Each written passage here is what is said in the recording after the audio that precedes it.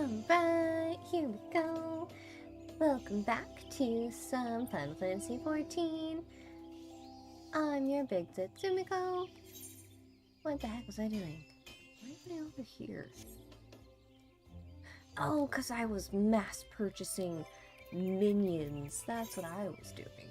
I got so many cute ones. They were all under 1,000 in each individually. The ones that I had purchased. So I got Honor, I got me a fat cat. I think that one was actually more, but you can't go wrong with a fat cat. And then I got a Colt, and what else did I get? I got Edda, and I got this guy, and I got this one. I got a couple of them. This dude. And whatever this is, it's like a baby demon wall, but a brick. Infantine. But yes, so that's what we're working with. We still got our cute Santa outfit. I did level up White Mage a little, so we're at 70. Exciting. My goal is to be able to do as we did in the last stream, and one-shot things, unsynced, solo, by myself. Them's the goals. We got 30 more levels to go. But we have so much more game to get through. So what we're gonna do... I don't know if I should equip a lower level, if what I'm trying to do is... power level White Mage. I don't know. I don't know yet. We'll find out. I haven't decided. But I did put together a cute little outfit for... which class was it? Summoner. Yeah, look at this. I really do love that top. The whole dress skirt thing. I like it. Anyway, as I said, we're gonna find Estinien, and to do so, we are going to Limsa.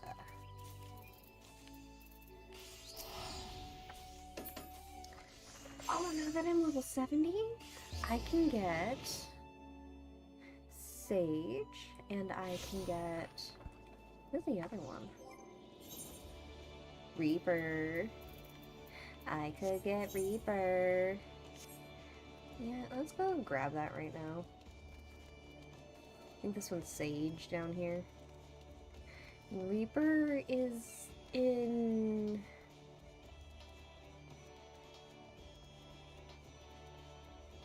I don't remember. No, you're Sage. So then... Reaper and...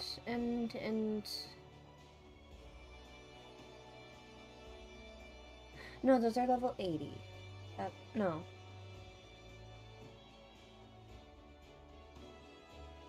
Yeah, no. Sage and Reaper. And then it's Picto and Viper. Except... former disreputable haven for pirates. Now one of the realm's finest city-states, boasting a peerless shipping industry and an enviable culinary culture. Oh, how it bustles. The tomes did not lie. Forgive my inability to read today. Well, here I am, Mother, in faraway Eorzea. I will complete this mission, just you watch, in your noble name, and as first of my class, I will succeed. And afterwards, perhaps I shall invite our esteemed alumna Alize for tea at the Bismarck. I'll be the envy of everyone.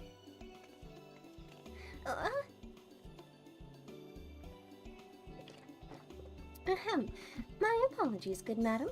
I failed to notice you.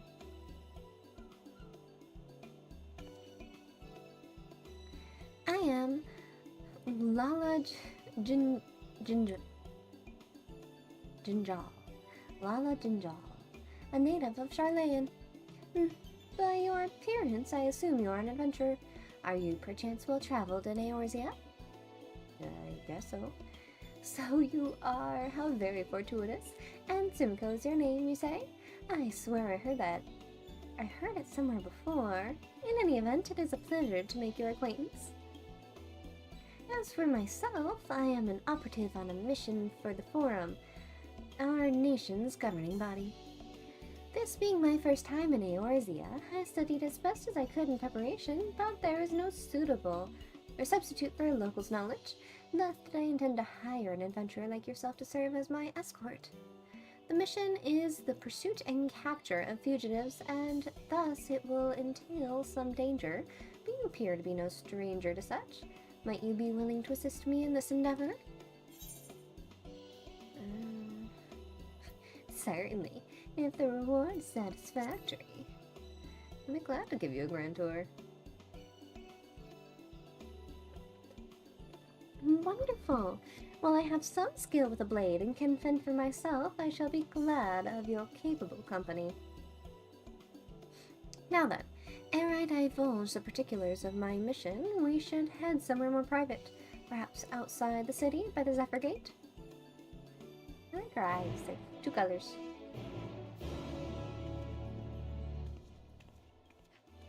Them boots, though. Not befitting of her pretty dress. All the way over there. Okay. Come, kitty.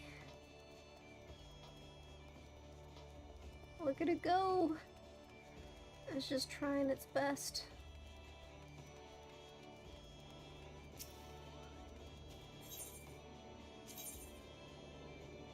And we're going to the arcade scale.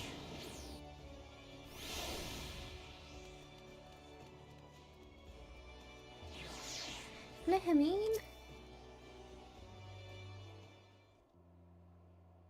Oh, Tsumiko! How have you been? Come here, let me have a good look at you. Thank the 12. One hears the strangest tales in foreign lands. I worried about you all every day. We would have sent word sooner, but the braves afforded us no opportunity. When they fell upon us in the market, it was all we could do to escape. Tataru found her way to you, of course, but we were forced to seek shelter aboard a Hanish vessel. Pained us not being there when you needed us most, but we made the most of it, didn't we? Studied and trained from dusk till dawn, we did. We would have sent word sooner, but we knew not whom to trust, and with the vast distance. But those dark days are behind us at last.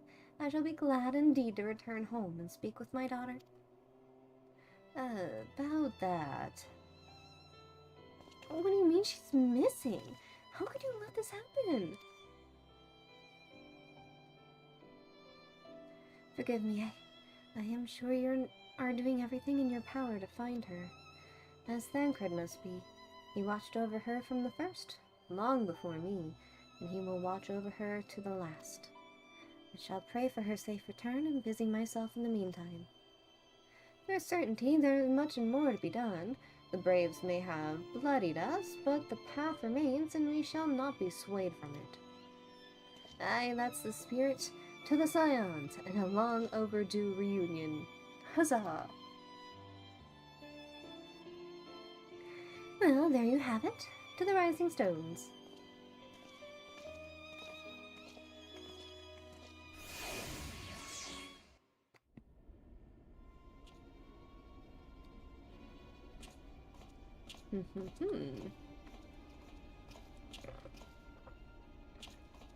Oh, Thancred, what are you doing?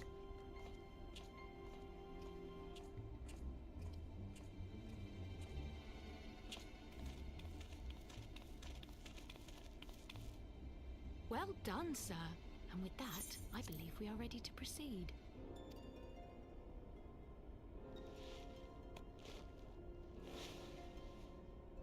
Let us be about our business then. The next patrol may not be so credulous. When did he get another colored eye? Why must you be so disappointingly brusque?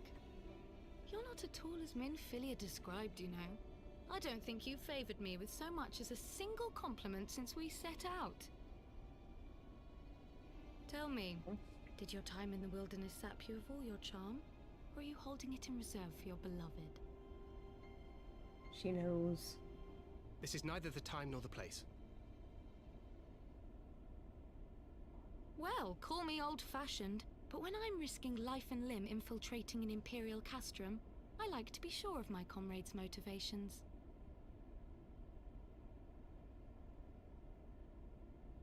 Fair. I see now where Alphino gets it from. Minfilia is dear to me. It is true. But not in the way you think. 15 years passed, when she was still but a child. There was an incident at a parade. A Gubu broke free of its fetters and ran amok through the streets of Ul'dah. Had I been more attentive, I could have prevented it. But I was distracted, and her father was killed. I feared she would never recover. But in the years that followed, she showed herself to be more resilient than I had ever imagined. And when she learned of her gift, she did not flinch from the responsibility, but sought to guide others on the path. She touched the hearts of all around her. Mine, Louisoire, every scions.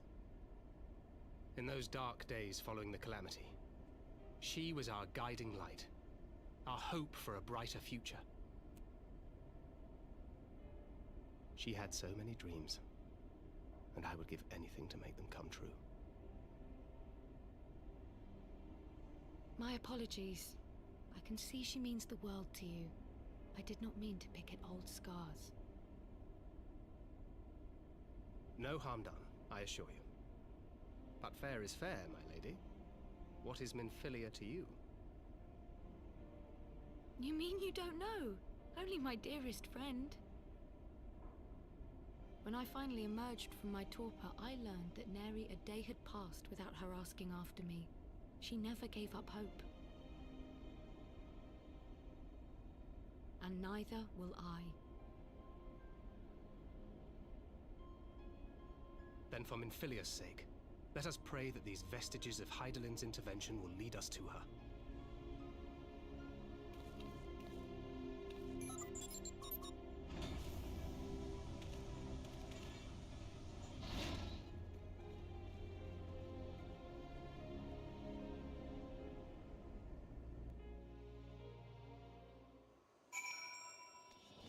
Meanwhile,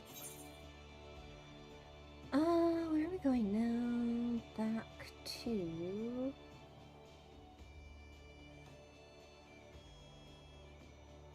And they were supposed to be focusing, but I want these out, so we're going to... Just get the one out, update the other one. And then we're going to... Oh.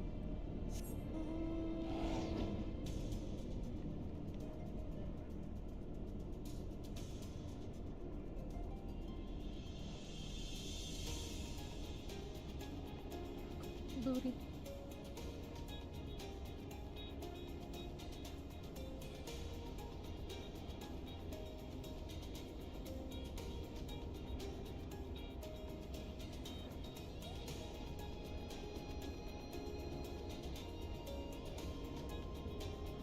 I wonder if they would ever, like, have us rebuild old cities, you know? Because you have all of the ruins, like, in Ishgard with the,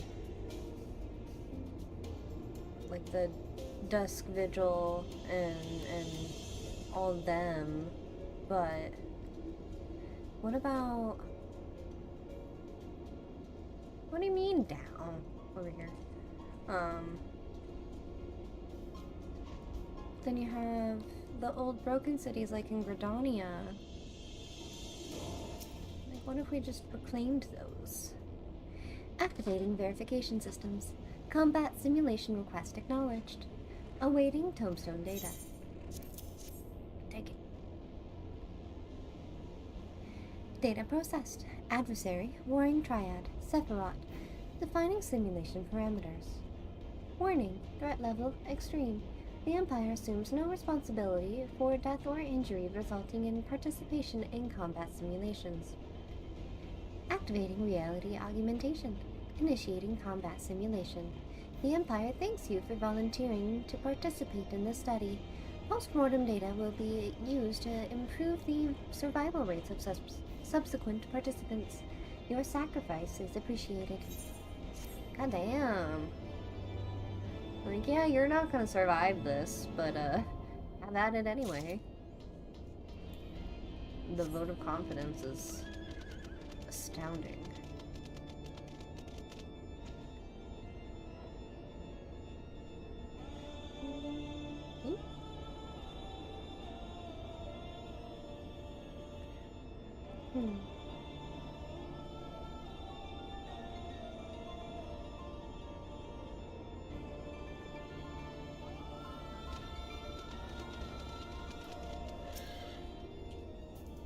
I see we are the first to arrive.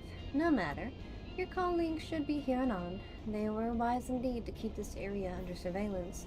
Had a Galleon slipped by unnoticed, I dare not think of the consequences. Archon Ishtola set forth Raz's law when it became apparent that the Legatus was attempting to breach the barrier, and arrived to find that he had succeeded. We must hope that he has yet to find his prize.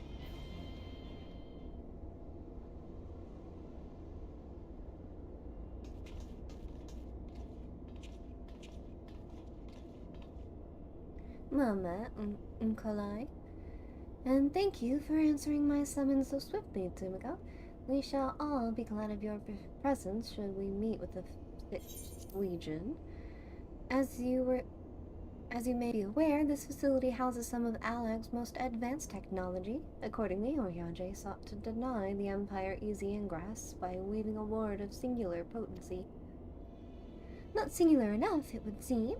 I would be surprised if the Legatus had not reached the core laboratories already. 'Tis passing strange. I wove the ward in accordance with the most closely guarded teachings of the Archmages of Charlayan. Naught was left to chance. Naught. 'Tis well known that the children of Garlemald have no talent for arcane manipulation, nor hath the Empire more than a cursory knowledge of sorcery. That they should succeed in unraveling so complex a skein of magecraft, and with such surpassing swiftness, 'tis passing strange. That it is, Oriage, but 'tis a mystery for another day. Archon Ishtola has the right of it. Before all else, we must move to safeguard the knowledge which enabled the Allegans to harness primal energies. Of particular concern is the Genesis expression, an ethereal chemical formula that allowed the scholars of yore to create substance from nothing. I know of no such formula. When came you by this information? From your enigmatic master, perchance? He did furnish me with a morsel, yes, and knowing exactly which prize the Legatus now seeks enables us to predict his position. Did you not see? We have been gifted the perfect opportunity to remove the head of an entire legion. I didn't think you quite so bloodthirsty, Unkalai. Surely safeguarding secrets should take precedence over slaying Legatuses. Crow's sentiments reflect my own, yet the two objectives need not be mutually exclusive. What say you, Oriage? Oriage? Ah, forgive me. My thoughts were bound up in idle imaginings. In answer to thy question, milady, I am content to be led by thee in this matter.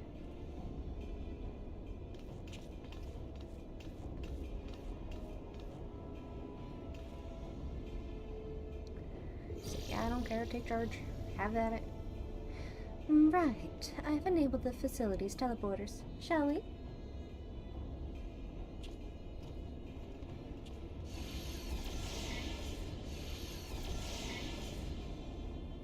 You dwell on the matter of the barrier. I do. Verily, 'twas a warding spell of labyrinthine intricacy, the brainchild of the head of the students of Estinien himself. Even the most learned archon would require some several moons to disentangle such an enchantment. To do so in mere bells would require some preternatural power akin to the very echo itself.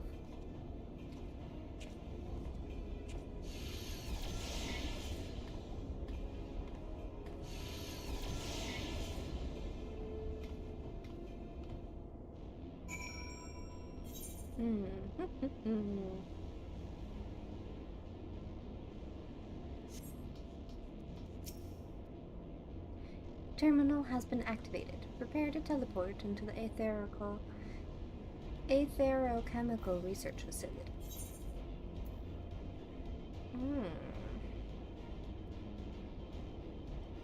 Okay.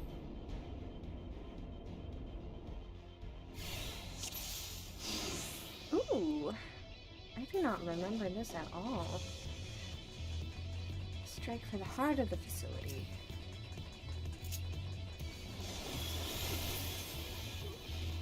Ooh.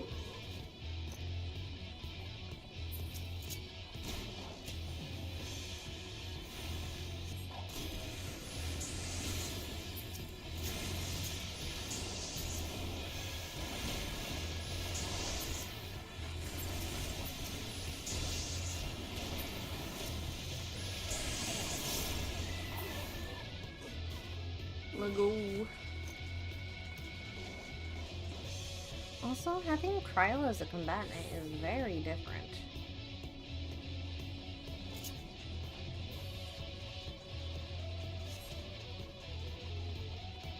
Where did he go?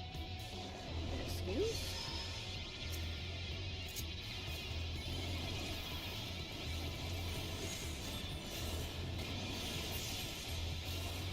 Okay. Don't need to tell me twice.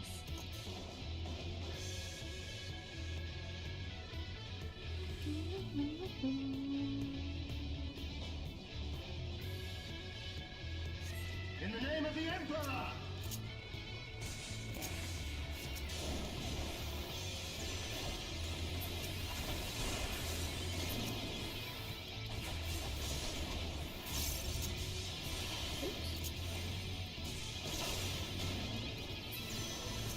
No point.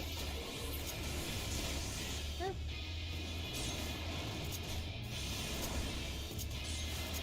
I don't know what I'm doing anymore.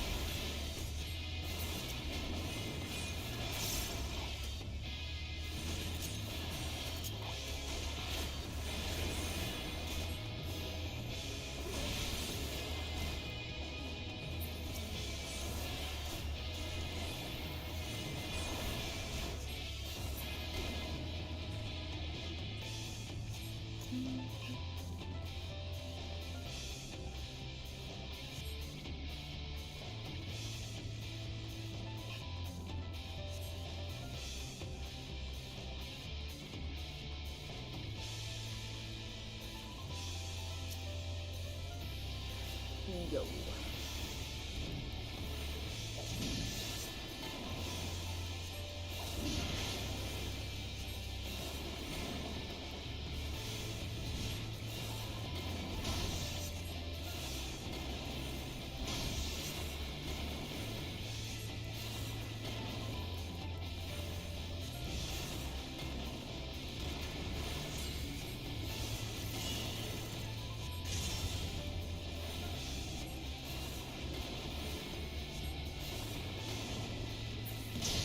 Oh shit. I didn't listen to instructions.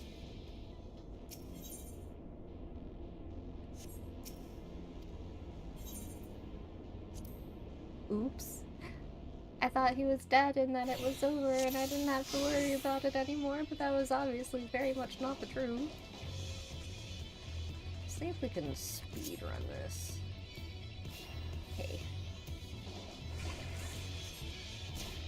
Also, hey.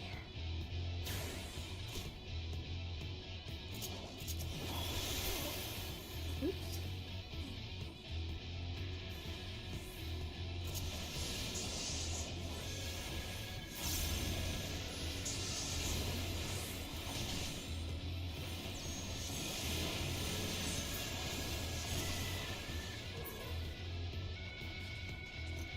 I cannot.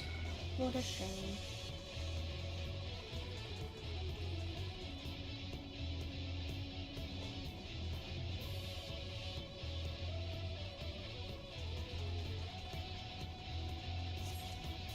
Okay, here we go.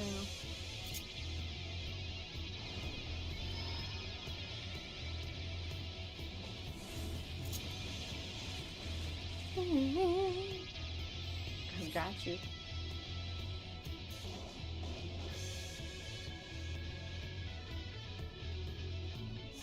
In the name of the Emperor!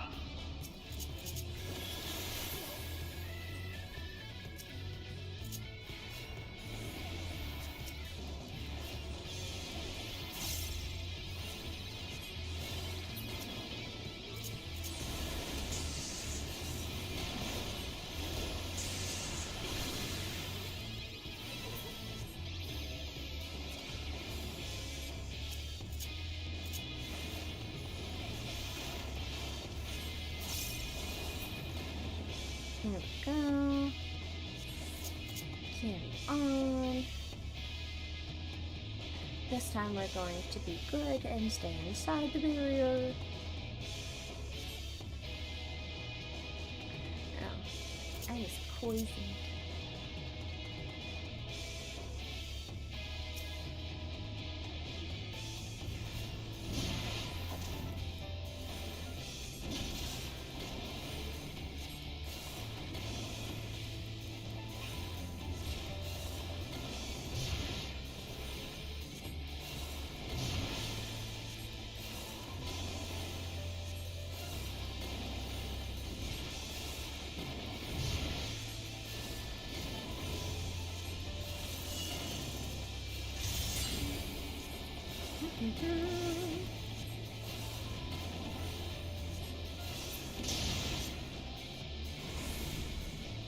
Alright.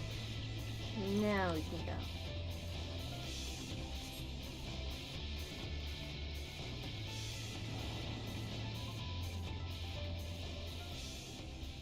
Just negate it.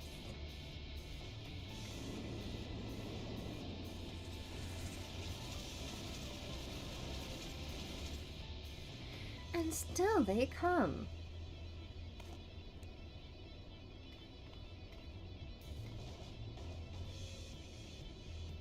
Press on, Simco. I will handle this. Gotta be careful.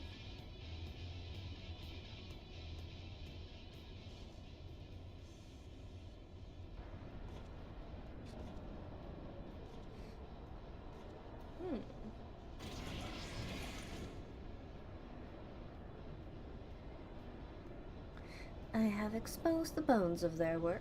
Now to extract the marrow. Not if I can help it.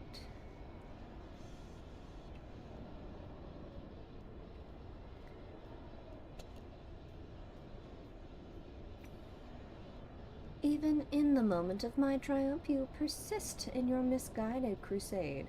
So be it. I shall present my prize to the Emperor alongside your head.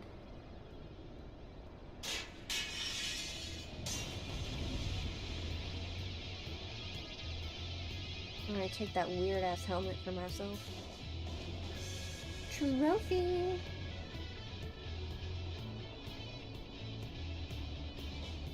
You ready for your beating?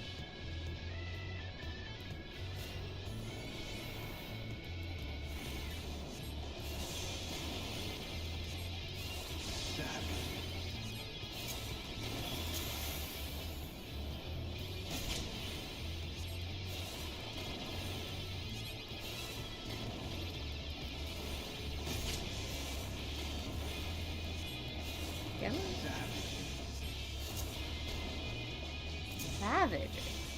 I am not savage.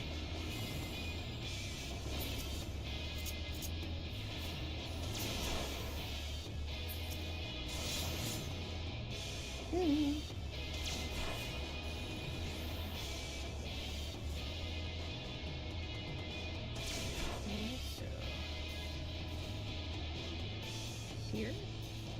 Can you withstand this? Yeah.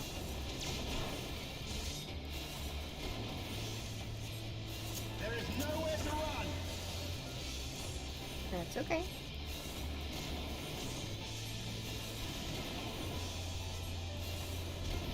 Can you withstand this?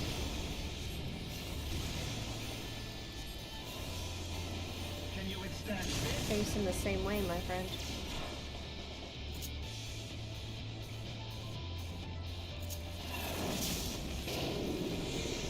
What is that?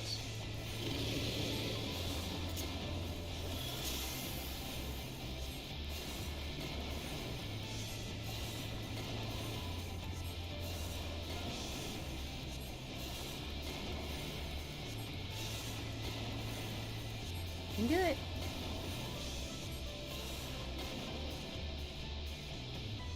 Enough. Ooh.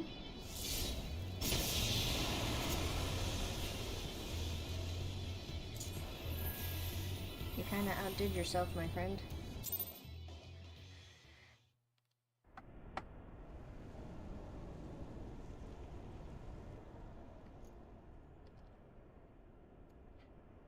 And Sumiko. Yes, I did it all by my lonesome. Don't you worry.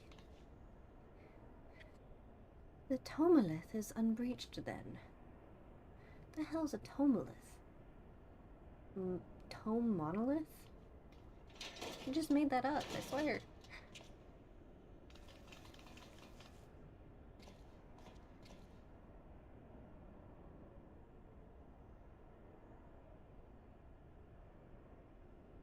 Ryan.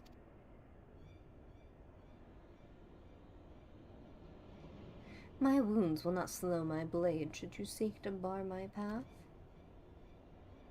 And you would slay me, no doubt, but it would be your final act.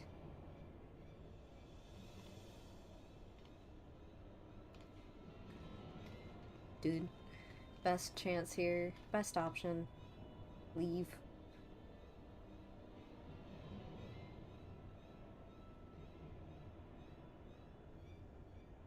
What madness afflicts you, Eorzean fools? The Emperor but desires a means to shackle the Icons in their destructive appetites. Why do you rail against your own salvation?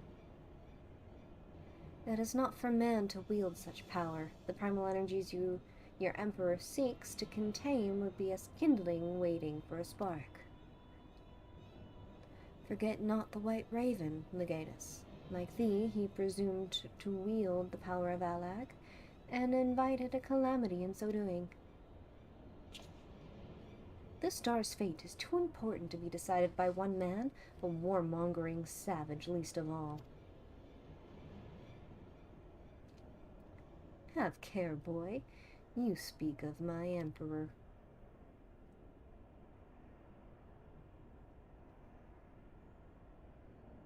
But dying here in defense of his honor will not further his cause.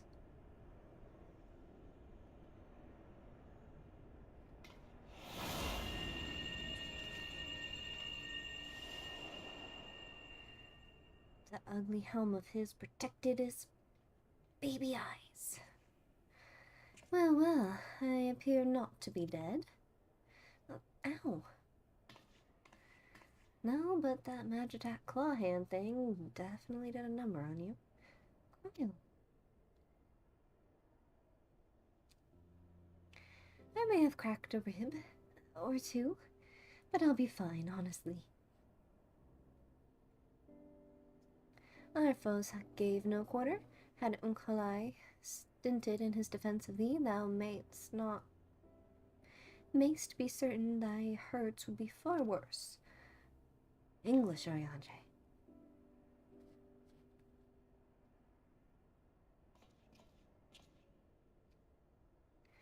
I could do no less. Mistress Kryl is here at my behest, after all.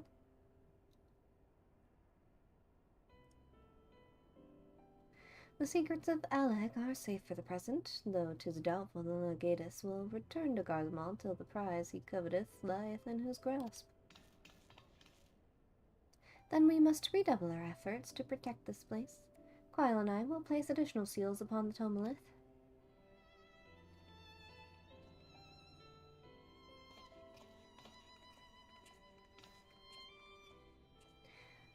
Kalai.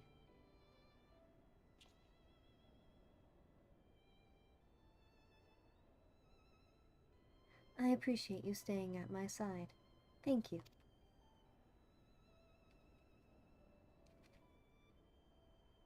"'Twas not." "Oh, please. It was a good deal more than that, and you know it. Now let me help you. A woman thanks you for saving her life. The customary response is, 'You're welcome.'"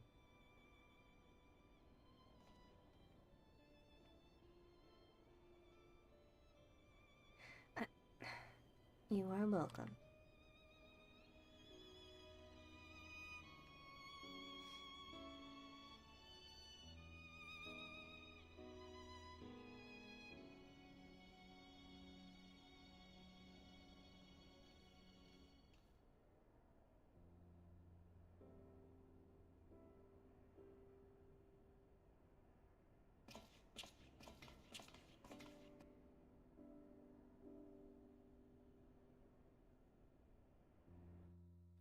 He's learning manners.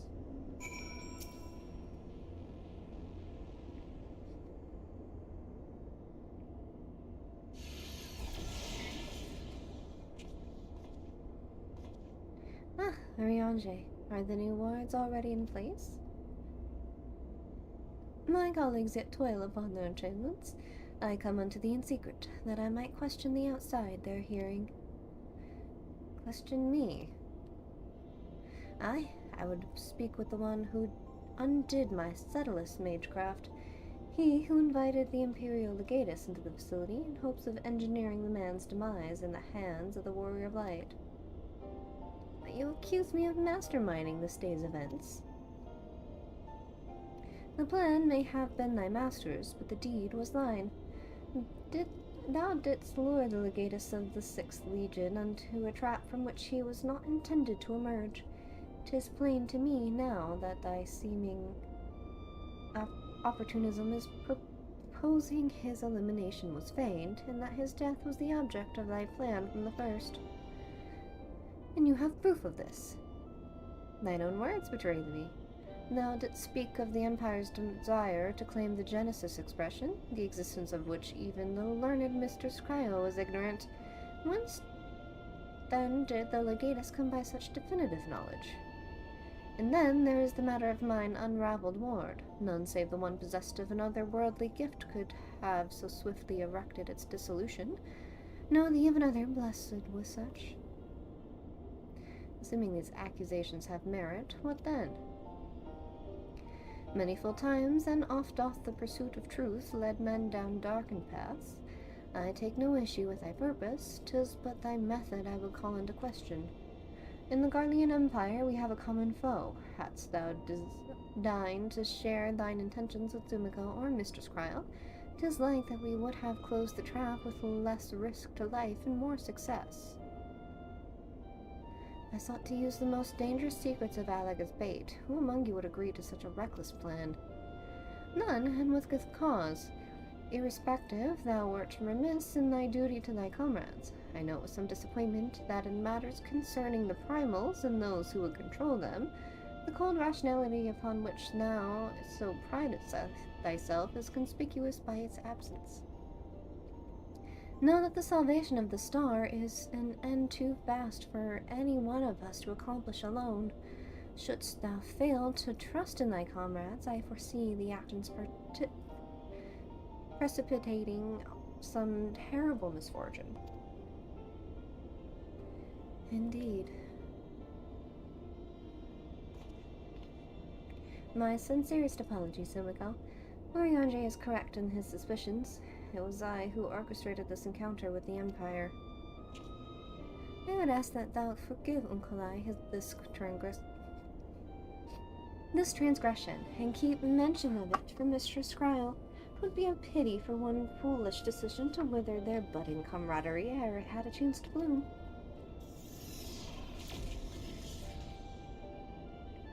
There you are, you rotten idler. When Ishtona realized we were struggling with the wards alone, she was absolutely livid. Ah, Never mind the warring triad I had awoken. Archon stole his tempestuous wrath. In supplicant mood I shall return at once, and there atone for mine indolence.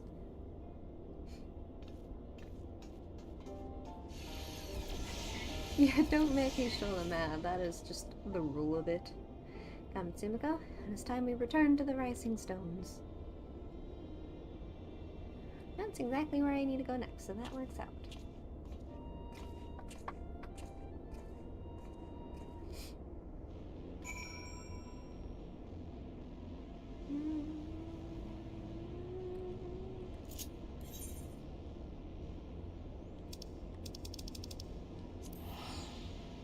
Oh wait, no, I'm bad.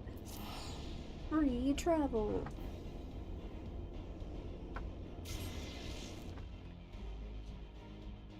Chair. A little bit. Little bit. Swimming. It feels good to be home again. To think that everyone is waiting for us just beyond those doors. Friends and family with whom we have shared so much.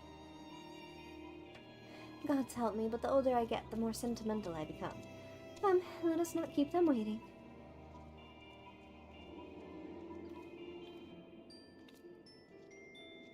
Off you go. Go on.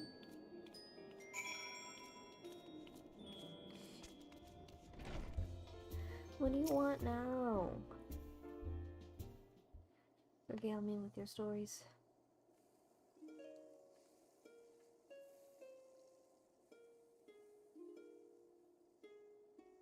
Eager to listen to my harp, are you?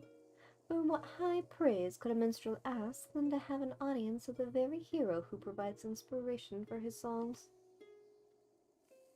Yet I have no fresh compositions I deem fit for a champion's ears. Would that I possessed something more to amuse you. Ah, I have been struck by the most wonderful idea. You shall be the author and the subject of your own creations. Yes, by weaving an epic with your own endeavors, you will find yourselves casting a critical eye upon past deeds. Think of such works as muses for future growth.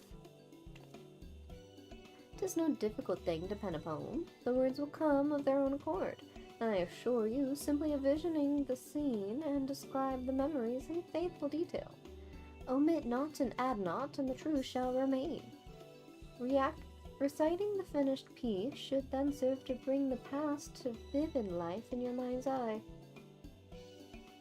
And when you look back upon events with undistracted clarity, what was hidden by chaos may now seem blindingly clear, especially when things are uncolored by the embellishment I might bring to the story.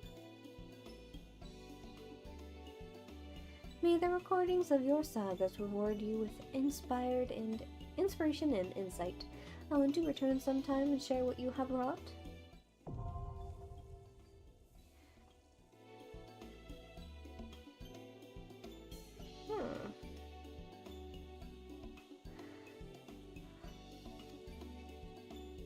What does it do, though?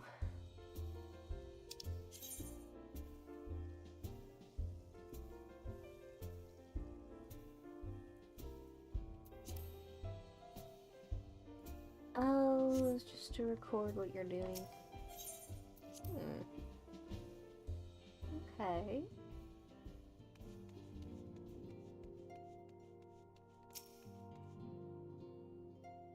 Elian, Ethemy, it fills my heart with joy to see you both hale and healthy. And what of Hingari? She is well, though abroad on a mission at present. It just wasn't the same without you. Welcome back, my lady. Oh.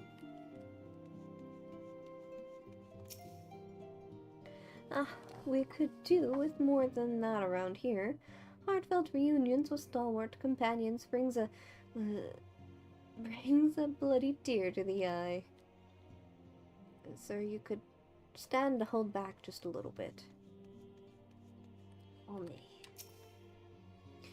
To secret oneself in a ship's hold to secure safe passage to a faraway land, This is a tale we all know, this is a tale we know all too well. When they are well rested, I should like to seek a formal introduction. Why wait, my friend? Come, there is no need to be shy. Pray grant me a moment longer at least. Though I'm happy to oblige you, my legs are rather less accommodating.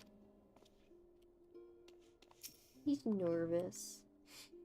Are you drinking too? Hunker, when the seven hells drove my little brother to come to Mordona. Why you, brother? You and the Scions, of course. For 1,000 days I trained, that I might grow as strong as you, that I might fight alongside you. Yet now that you are here, I sense that you have surpassed me once more. No, do not tell me. You trained with the Hunnish, did you not? Your eyes do not deceive you, brother. I have studied the trials of the braves and drunk deep of the souls of mine enemies. That's his little brother. Oh, and he's a white mage. So you have your paladin and your white mage. Good souls, then. Glad though I am to be home, I cannot help but think of those who have yet to return. Once we have settled in, I would join the search. Good. Good man.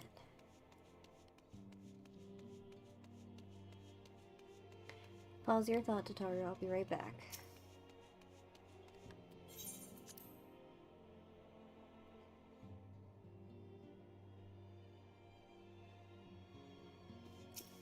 Amukalai? Once again, I must apologize for acting without your consent or counsel. As a gesture of repentance and a sign of good faith, allow me to share something of myself with you. As Urianger suggested, I possess the gift of the echo, though it is of a nature different from yours. Regardless, I would use my gift for the selfsame purpose, the salvation of this star, and nothing poses a greater threat to the world than the proliferation of primal harness technology. This I know only too well. What I am about to divulge concerns the fate of another star entirely.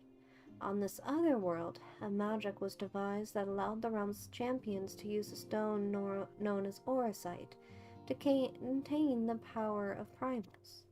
So armed, these heroic souls conquered god after god, oblivious to their weapons' fatal imperfections. Its propensity to bleed primal energies, and with each victory, the heroes changed, transforming at last into fiends of endless appetite. Insatiable in their hunger for aether, they ultimately went to war of the star's ever-dwindling life force, and fought until there was nothing left. Thus, as Urianger so astutely observed, when I am faced with those who rush to embrace power unchecked, I lose all semblance of rationality. Know that my master, too, cares deeply about the fate of the star. I am his servant, his instrument, sent here to ensure that the same tragedy does not consume another world.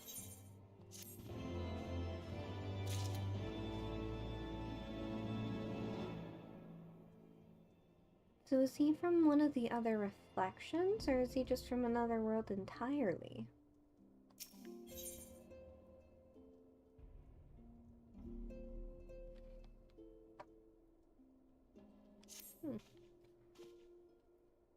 Warrior of Light, if this world is to survive, we must needs move forward with our plan. Another pillar of the warring triad must be toppled. The question is, which has already been answered. Following our encounter with the Legatus, Archon Y'shtola detected erratic etheric wave swarms emanating from the sector containing the icon Sophia, simply known as the Goddess in former times. Such readings can only mean one thing. She is close to awakening. There we go. Let us return to Asisla forthwith and put an end to this primal deity, lest she rise again in all her terrible glory.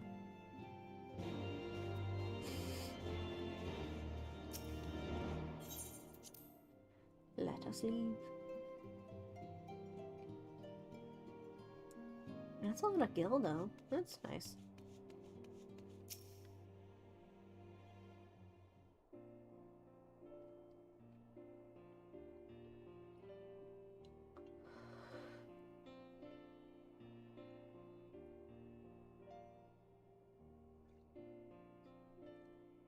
It's been so long since I've seen them like this. Too long. 'Twas the chaos born of my foolish ambition which forced them to flee. Though they are returned, there are others yet missing, others whom we cannot forsake. We'll find them, Alphino. I know we will. Minfilia, Ida, Papalymo, every last one. And when they walk through those doors, we'll be here to welcome them home. With me at the head of the queue, of course.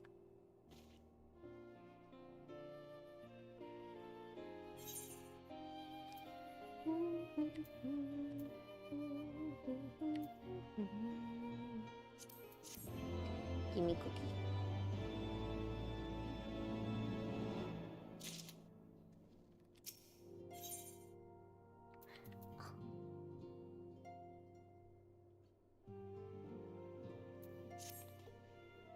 Thancred and Cryle contacted us a short while ago. It would seem that their foray into Castra Meridianum bore fruit. They asked that we rendezvous with them and Ishtola in Idleshire, where they will share their findings. Rude though it is to depart without speaking to the guest of honor, I expect she will forgive me if I return with her daughter.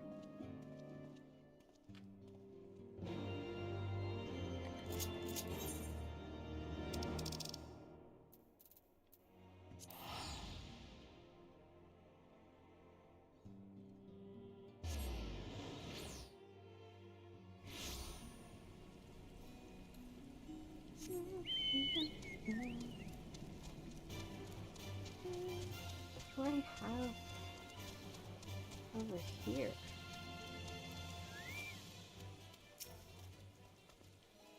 Look who's back, and looking none the worse for wear, I might add. Huh? Did you find? Oh, 'cause during roulette I did Google Library hard, so I finished your quest. And there it is, or at least I think it is. To tell you the truth, these old dusty tomes are all the same to me. Still, it certainly looks impressive, which I reckon should count for something. Anyhow, I'd best get the one person who can tell us one way or another. Don't go wandering off. I'll be right back.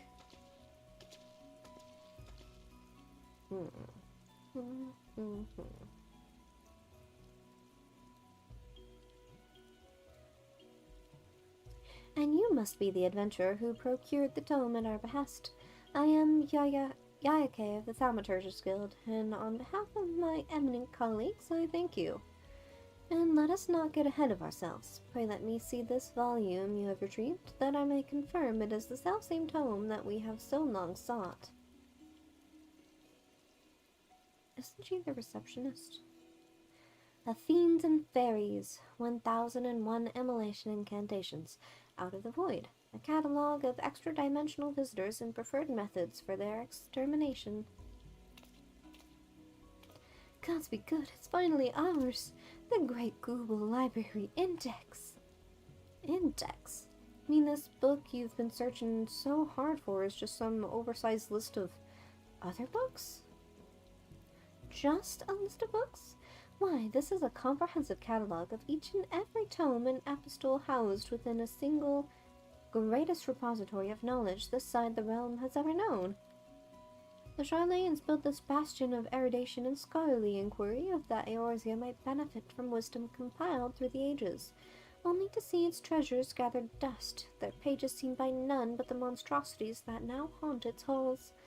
We would see the library restored to its former glory, and ascertaining the full breadth and scope of its contents is a modest but most necessary first step.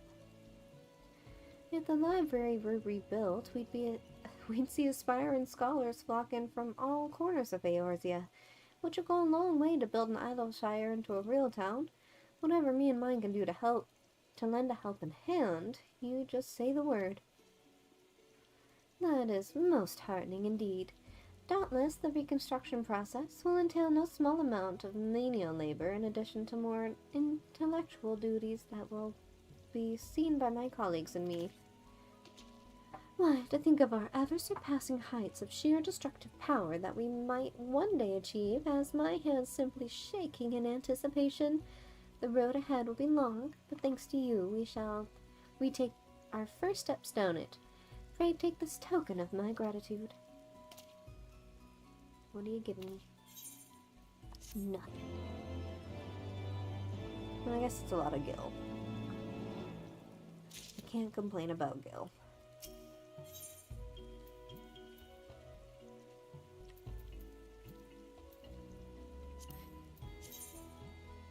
Ooh. Ooh.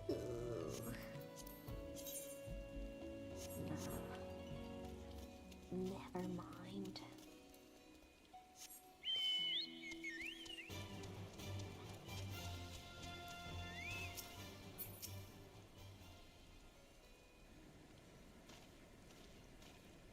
My apologies. I see I am the last to arrive. So, what news have you for us? Well, as we postulated, there were indeed what appeared to be the remnants of an unexplained disturbance in the ether at the scene of the Ultima weapon's destruction. A ripple at odds with the presiding pattern. Though faint, the waveforms bore a strong resemblance to those observed following the destruction of the Isle of Val, when I believe Heidelin shielded me with their blessing of light. To confirm our findings, we paid a visit to the Silda aqueducts. There we detected the same waveform, but orders of magnitude larger, as one would expect of a more recent disturbance. Heidelin, there is no other explanation. But there is more. When I studied the site where Y'shtola used to flow, it appeared that not 2, but 3 beings had been afflicted. Yet, unlike Y'shtola and Thancred, there was no trail to follow. Our unknown third party was simply there, and then not there. Now, recall you your visions of a vast crystal floating in a sea of ether. Though this, too, is but a theory, studies of gifted subjects suggest that, when communing with Heidelin, we briefly leave our bodies behind. So, let us consider the facts. 1. Heidelin interceded. 2. A third being was caught in Y'shtola's flow and vanished without a trace. And 3. Heidelin may have the capacity to summon the consciousness of gifted individuals to her side. You are implying, I take it, that Heidelin guided Menphilia to the compass of my magic, and she might summon her, body and soul, onto the ethereal sea. In which case we must needs continue our search there. For a blessing, the means to do so already exists. I speak of the Anti-Tower, a Charlatan construction conceived to provide scholars a vantage point over the ethereal sea. Though I know not where its entrance lies, we need only ask its last custodian, a contrary old crone who, for another blessing, refused to join the Exodus. Master Montoya was the keeper of the Anti-Tower? I had no idea. Then our course is clear. Let us petition her aid once more.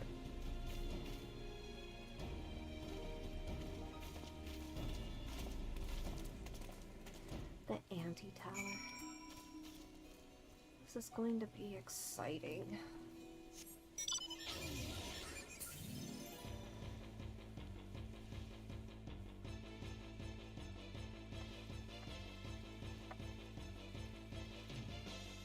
Mine really did have some boppers.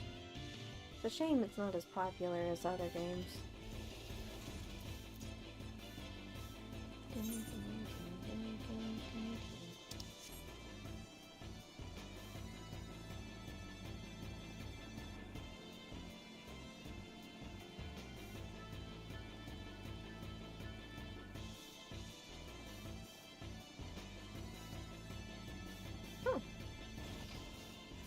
Don't mind if I do.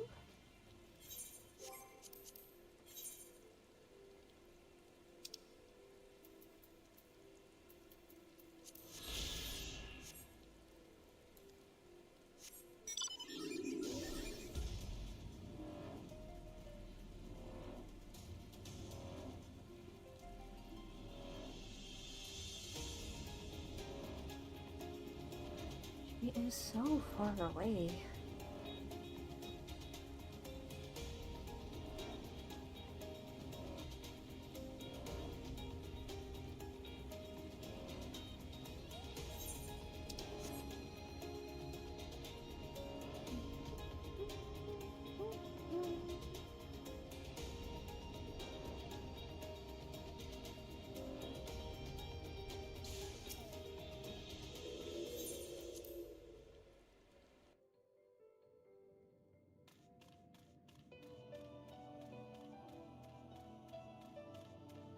Oog.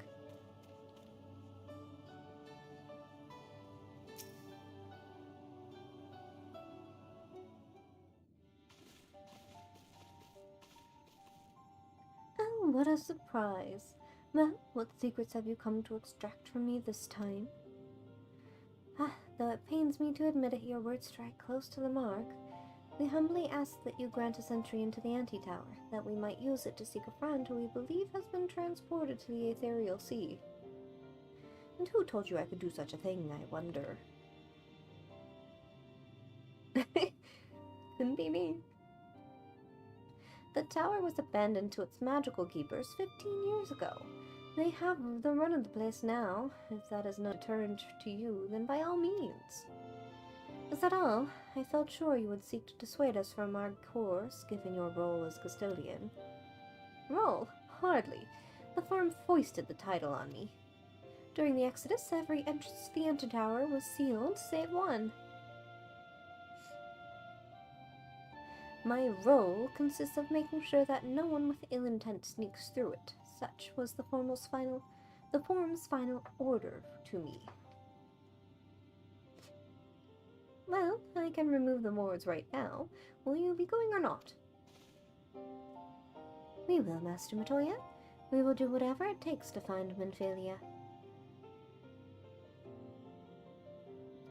We'll see about that.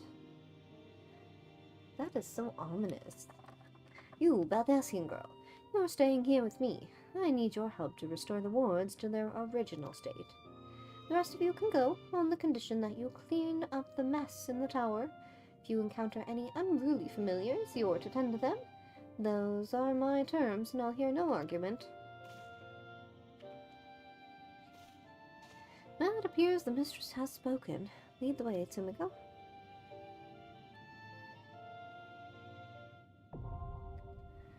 Wow.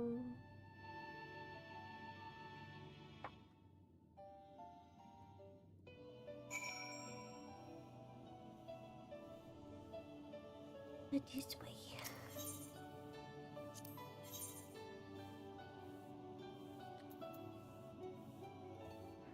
I like how they don't have actual, like, class names. It's just Archon, Academian.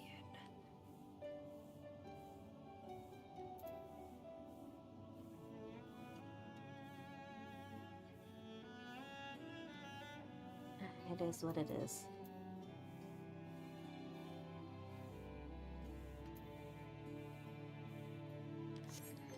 Does going through it unsynced count? I wonder?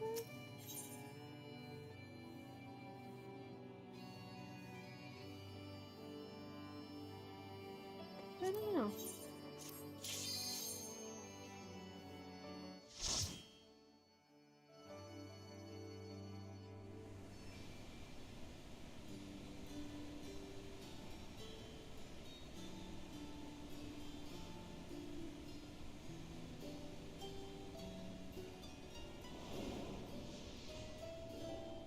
Oh. Oh yeah, the whole place is upside down.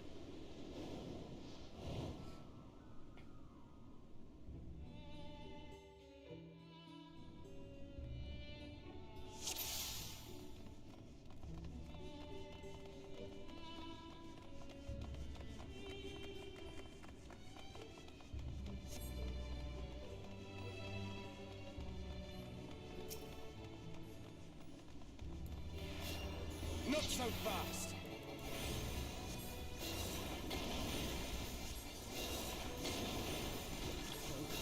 Release!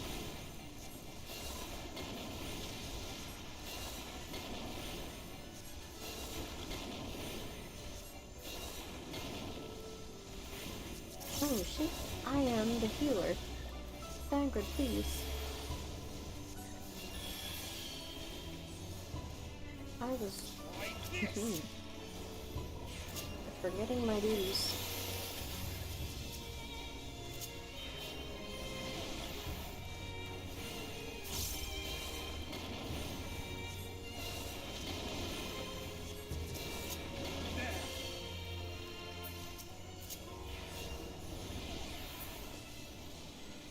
Yay. I'm gonna get jumped. I got jumped.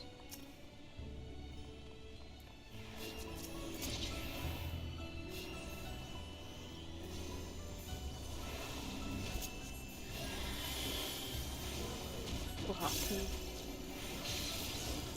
Release!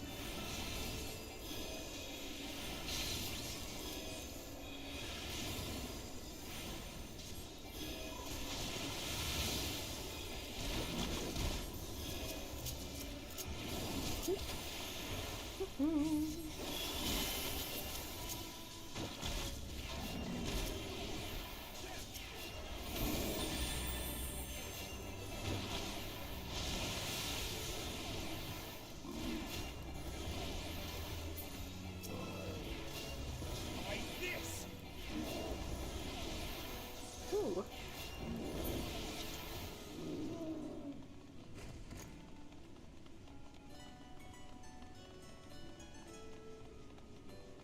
I wonder in this case, would Alpino have been the healer or would Ishtola?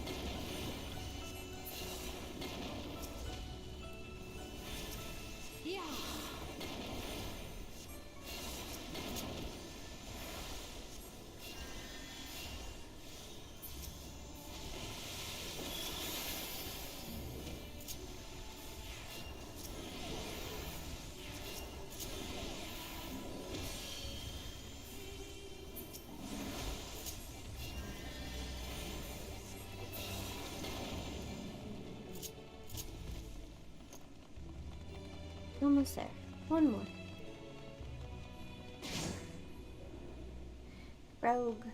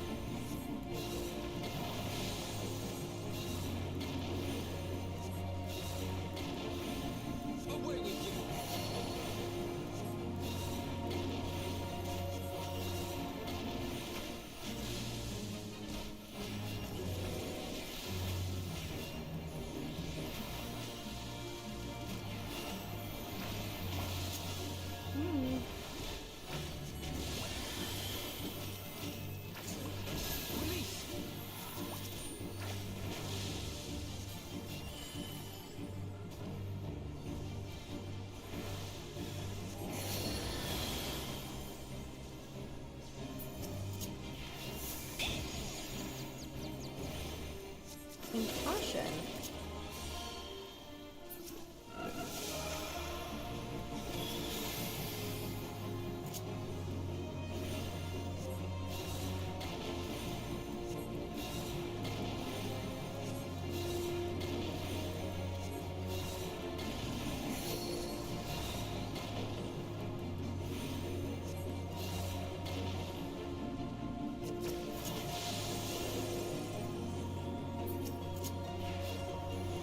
Almost there. Something tells me I'm not quite leveled for this.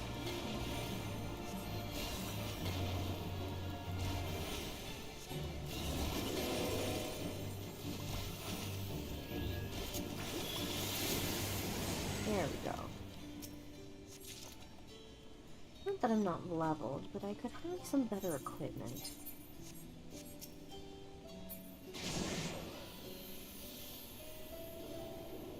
Where are we going? Oh. Inside.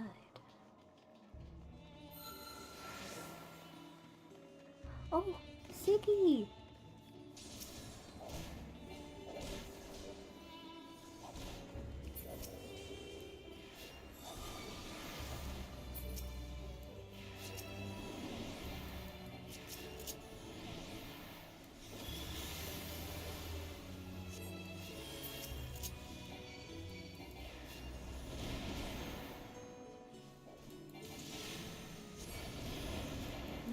Off.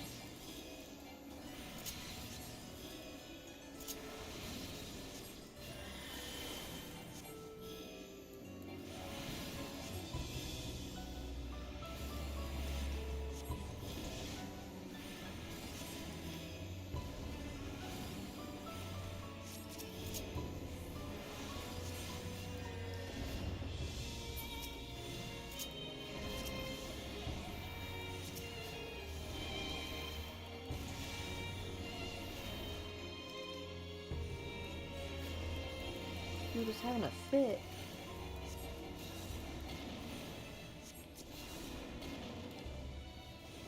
Where do they keep coming from?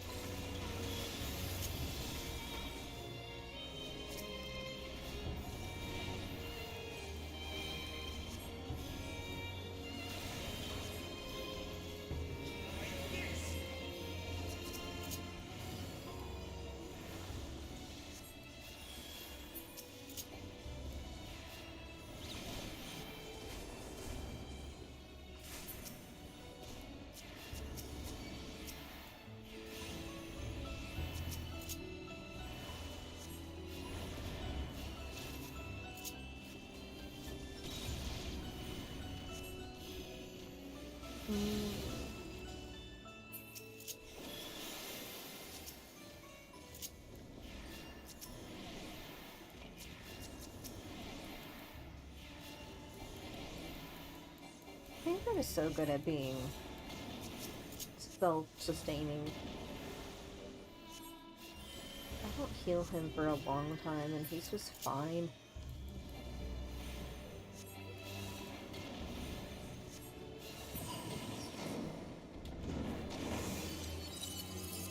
Iggy!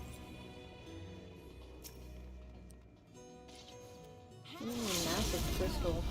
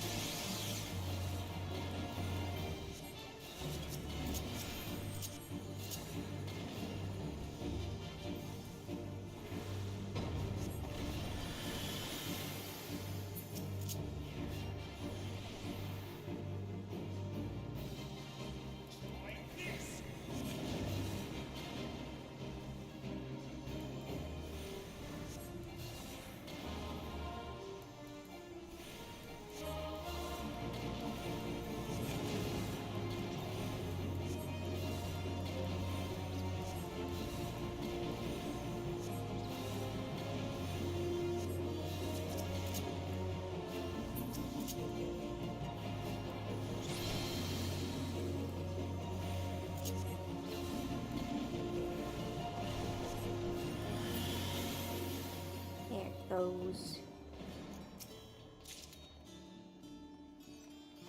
Nothing so far for White Mage.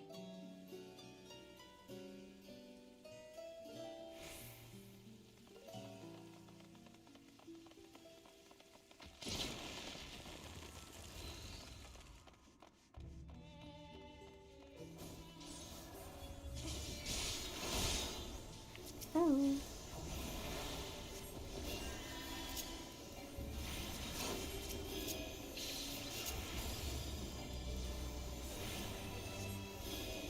Like this! Away with you!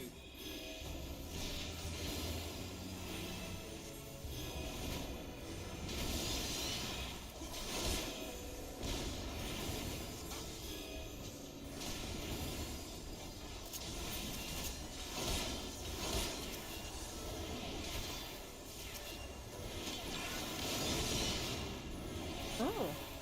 Oh, is that one of the no wind-up things?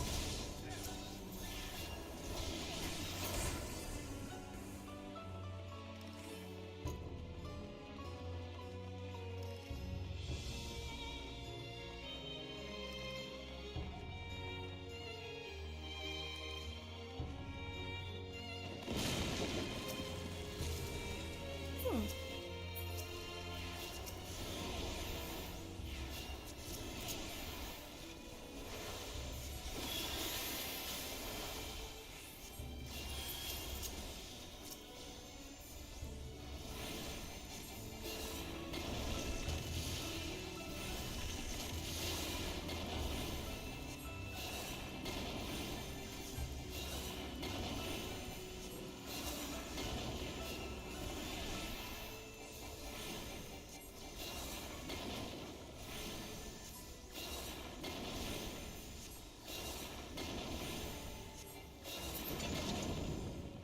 Okay. I think we're almost there.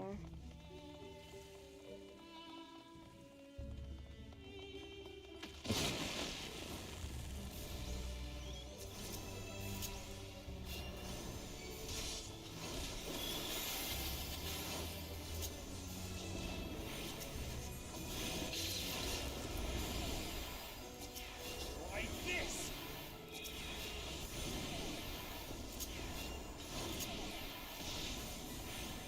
There!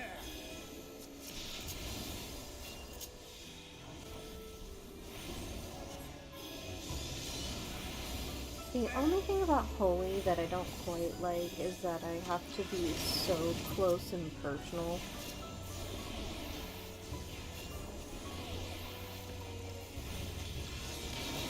But I get it. It's a strong spell. It needs to have some sort of setback. However,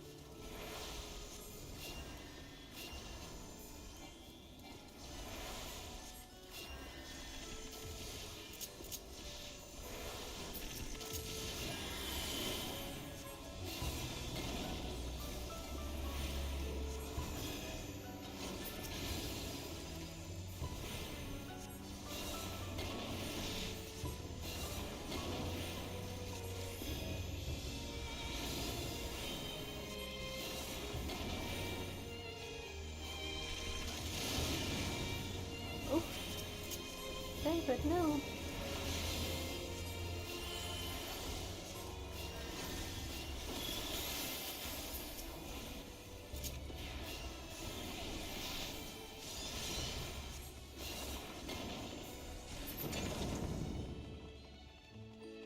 Okay, I am almost there.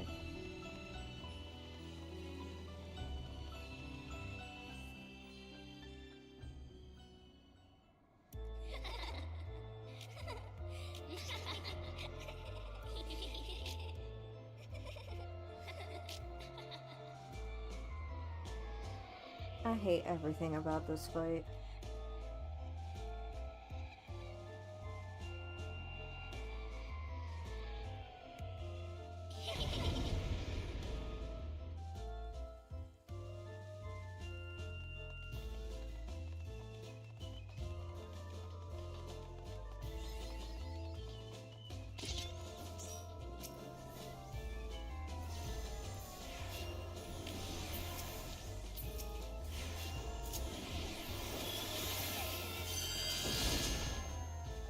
Oh my god.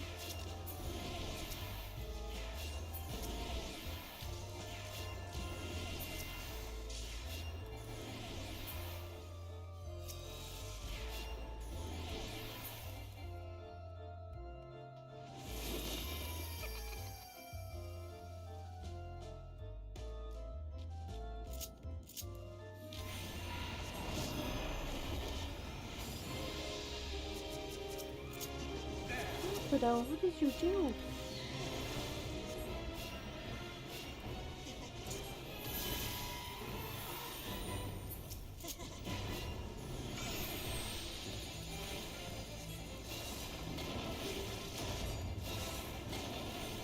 You just headbutt angry.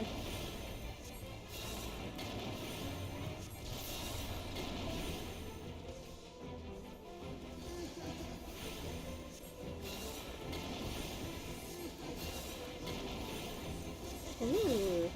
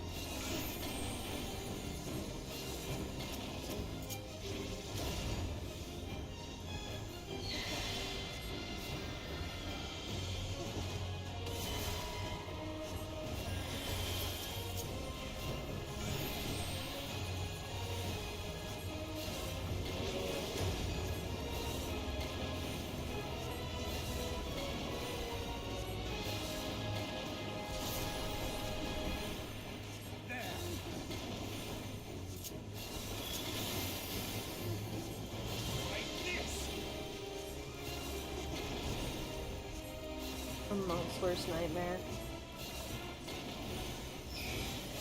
Not being able to do positionals.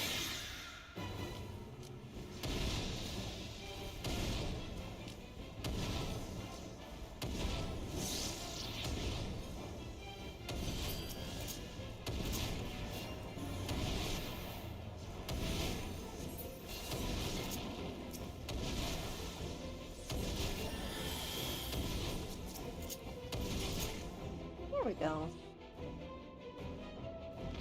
Oh yeah, my journal. Ooh.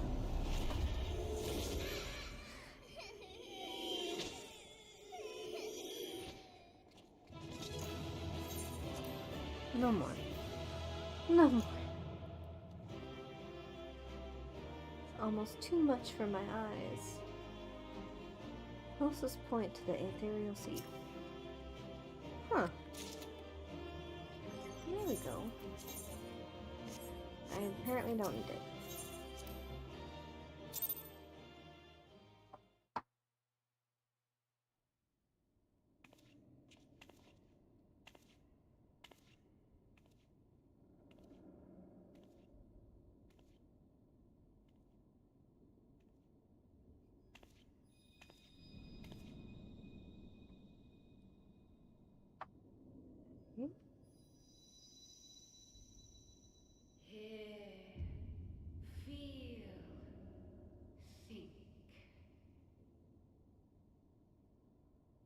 Mom?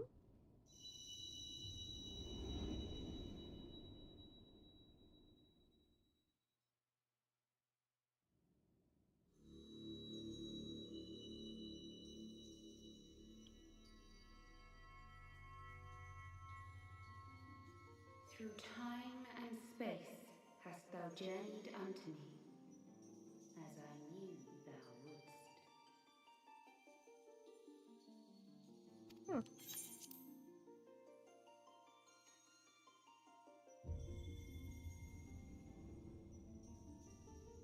We are the word of the mother. We, who were once called Minfilia.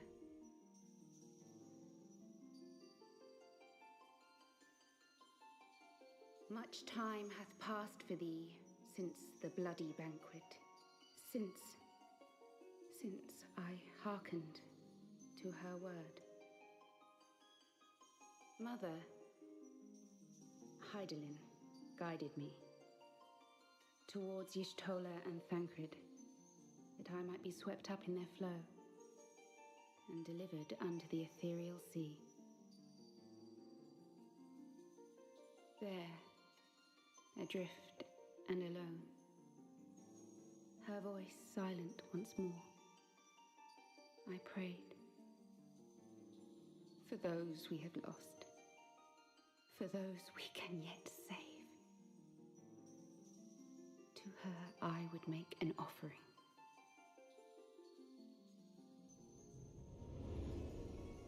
We speak now with one voice, one will, one word. Unto thee we bequeath the most precious of gifts, the truth which lieth at the heart of this world. Thus do we beseech thee once more. Hear, feel, think.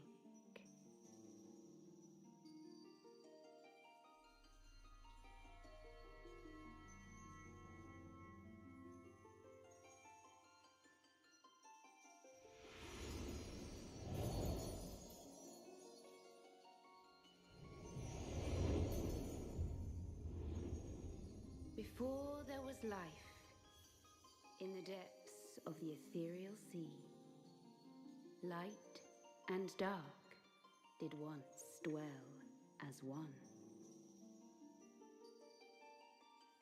But the darkness coveted power, and the balance was broken.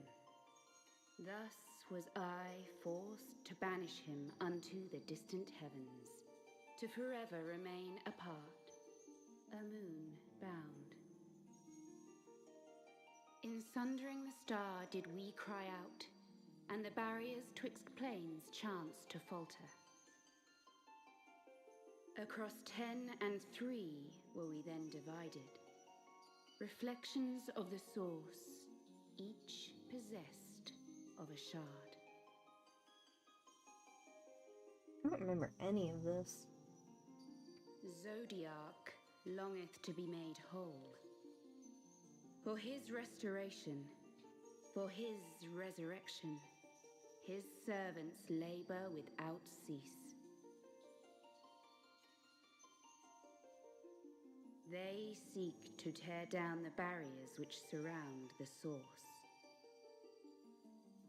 Thus do they rejoice in their ardor, in your calamities, for each marks a rejoining.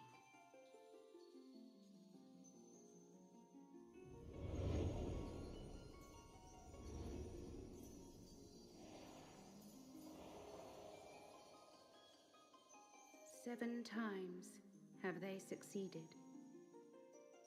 7 times hath the darkness grown stronger. 7 times have I failed. The Ascians cannot be suffered to continue. This This is my final.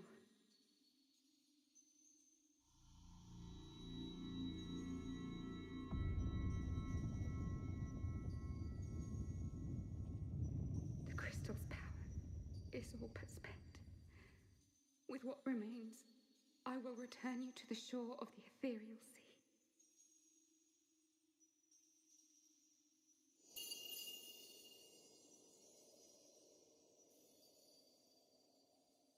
Blessed children,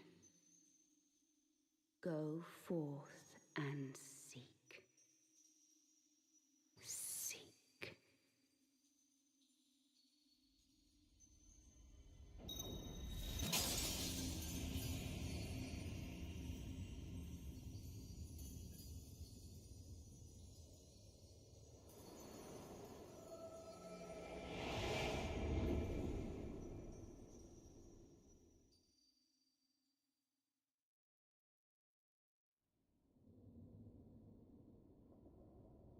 You've had another vision, haven't you? More than just a vision. Let us return to Master Matoya's cave. Everyone will wish to hear what you saw.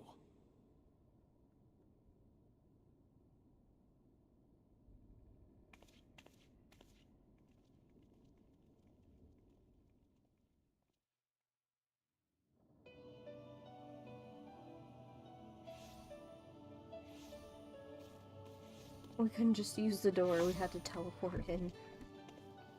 Still in one piece, are we? Well, did you learn anything?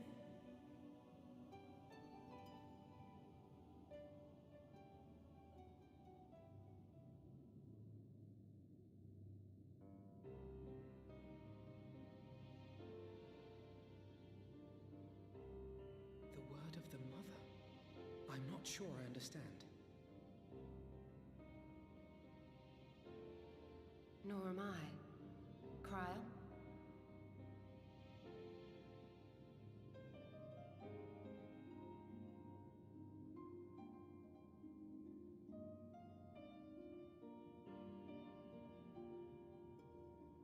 As unbelievable as it sounds, I see no reason to doubt her. The word's tale. No one was more sensitive to the will of Hydaelyn than Minfilia. And if Hydaelyn has grown so weak that she can barely make herself heard, it is not hard to see why Minfilia, having joined with her, might struggle to maintain her own form. What? Why would she need to maintain her own form? Are you saying... Are you saying she's gone?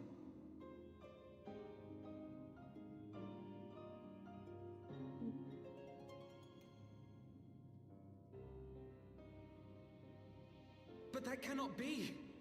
Not now. Not after all we have accomplished. We were meant to usher in the dawn's light together. She threw herself on the fire to fuel your dawn's light, boy. You'll just have to usher it in on your own. Must you be so ungentle?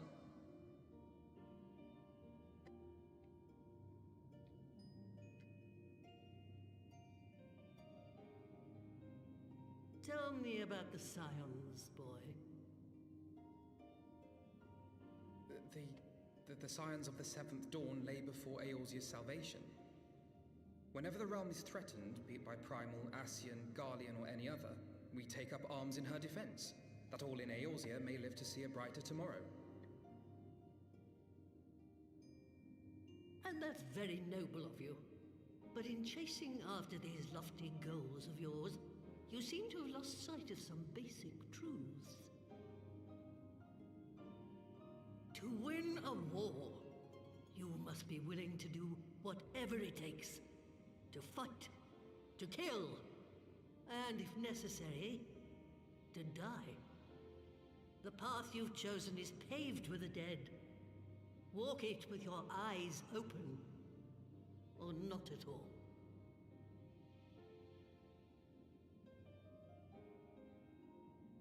I know the truth of which you speak, and have from the first. If the Ascians will go to any length to resurrect their god, then we must needs be as committed to our cause, to unmask them and their schemes, and to crush them both utterly.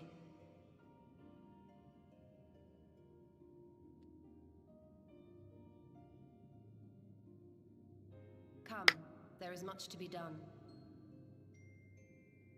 Yes, of course.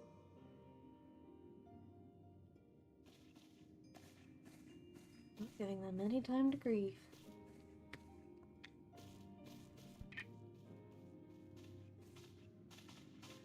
Thancred, wait!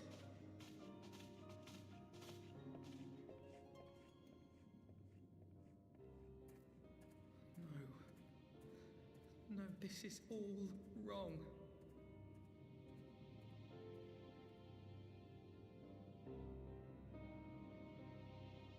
She was their linchpin and now she's gone.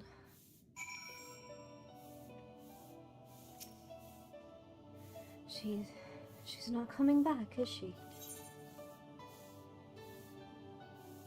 She did what she thought was best. I know that, I do. To give all for her beliefs was ever her way. So will we, as we must. What greater calling could there be than to stand against the dark as defenders of the light? And yet, where does it end? What sacrifice? A loss? And for all this sadness, we get a Poro.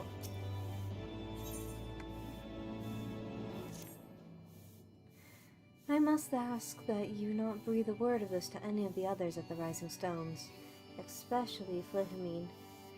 I will brief Tataru on what we have learned, as well as Urianger.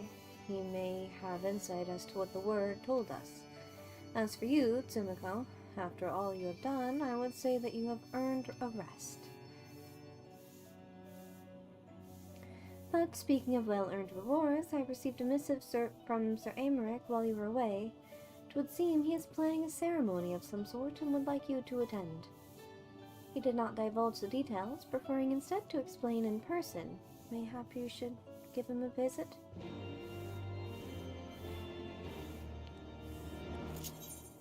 Don't have to tell me twice. I will come anytime he calls me.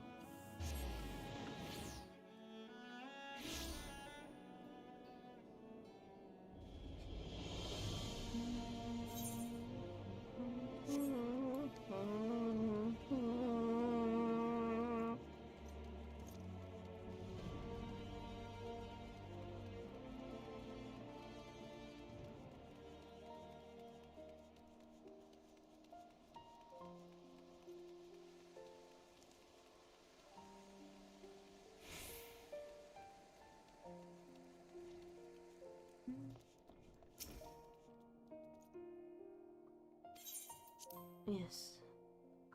Let me see him.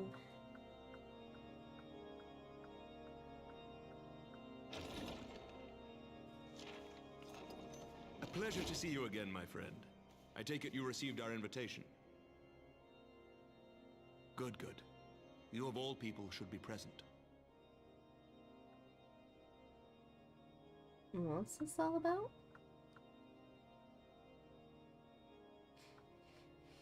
When the true brothers of the faith seized control of the vault, I feared the worst.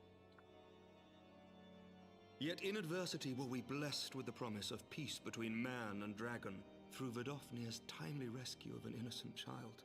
Timely, I say, though miraculous or providential might better describe the event. The gods themselves could not have devised a more fitting symbol of hope. Needless to say, we could scarce let such an opportunity pass us by. Which is why I set about making formal arrangements for a peace conference between our peoples.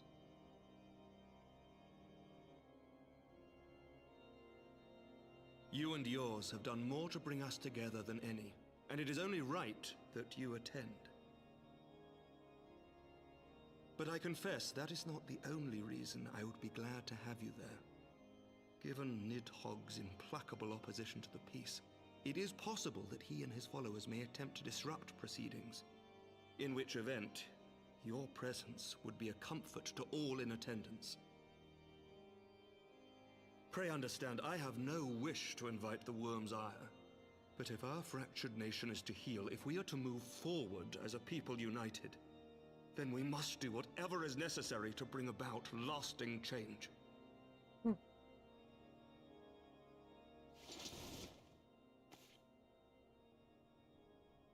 Still not recovered, huh? Tis nothing. Tis nothing.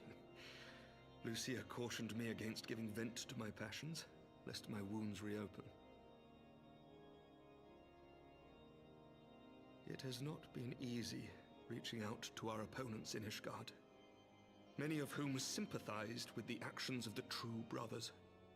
But in so doing, we have limited the influence of the zealots. The people are ready, my friend. This conference must go ahead.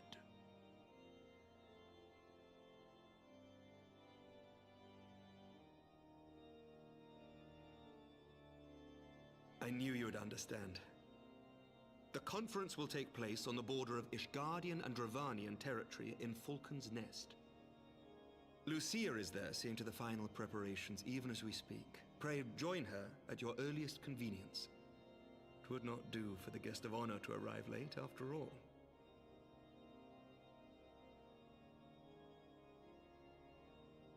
Oh, and one more thing.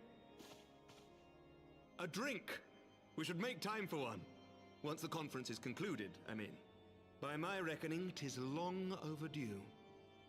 Inviting me out for drinks. Look at this man.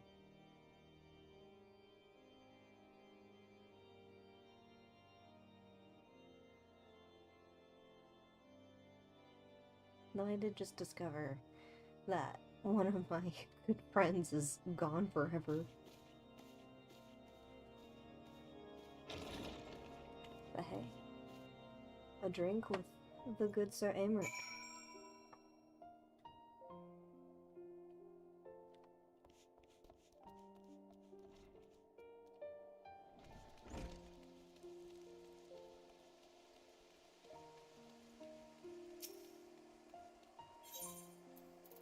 Can I go? I cannot go. That is unfortunate. Falcon's Nest.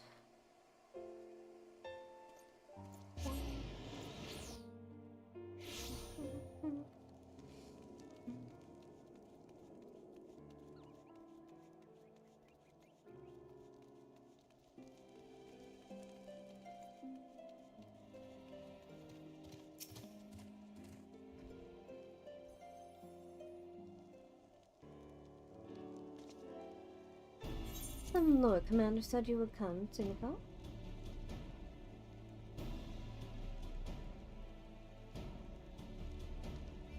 As you can see, preparations for the conference are proceeding apace.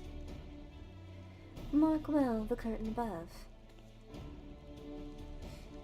It conceals a relief that will be unveiled during the conference. The Masons labor day and night to see it finished on schedule. Sir Aymeric wanted a symbol which would endure long after this conference is concluded. I think he will be pleased with the result.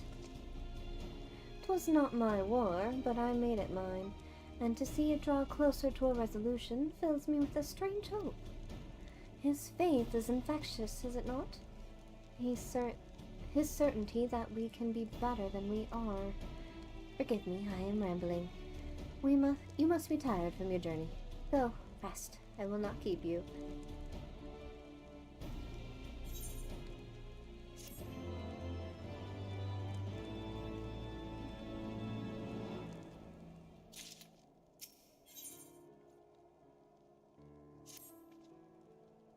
If you would rather not take a rest, then why not take a walk around Falcon's Nest? Make your presence known to the people and so forth.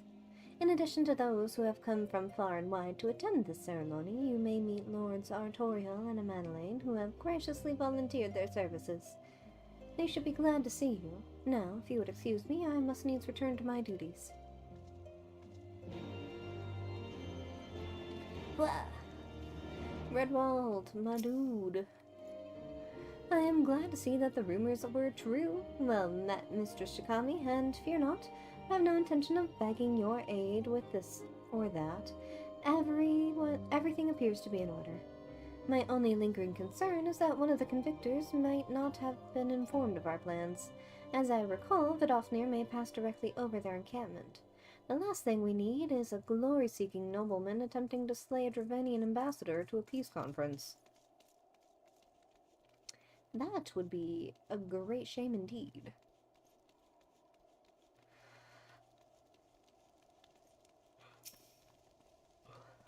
Do you know when everything's set to begin? I wasn't sure how many might come, so I thought it best to come early and find a spot with a great view. When I heard Sir Aymeric was planning to make a speech, I knew I couldn't miss it. I mean, the man risked his own neck to rescue those hostages. How often do we get heroes like that in this day and age? And he's more than a fighter, too. He's a thinker, he is. He's got plans to better our lives, to change things, and he'll do it by the fury. Me and my friends and family, we all believe he can do it. It's reassuring. Bloody exciting, isn't it? Not just peace with the dragons, but with all them heretics besides. Don't misunderstand, we've all got a healthy fear of being bathed in dragon fire. That being said, the heretics did far more to hinder our efforts here in the past. So hearing that we're close to reconciliation comes as a great relief.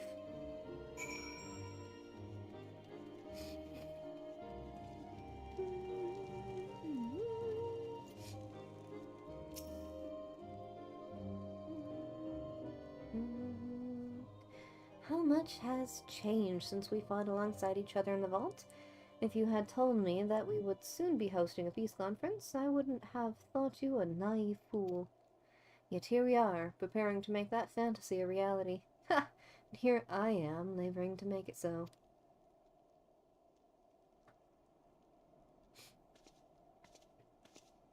Lord Artorial, if I may. Certainly, First Commander. How may I be of service? Some of the convictors are refusing to stand down. The majority were willing to do so, but a small party have instead pledged to engage any Dravenians bound for Falcon's Nest. Here take me. They would defy Sir Aymeric's commands. They dare attack Vidofnir.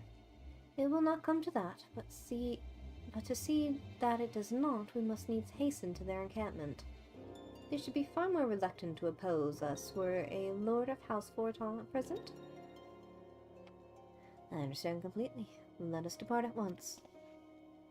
But ere we do, I must ask, would you look after Madeleine while I'm away? As you know, he has ever been an impulsive, changeable child, but recently he seems to have been suffering from a bout of melancholy.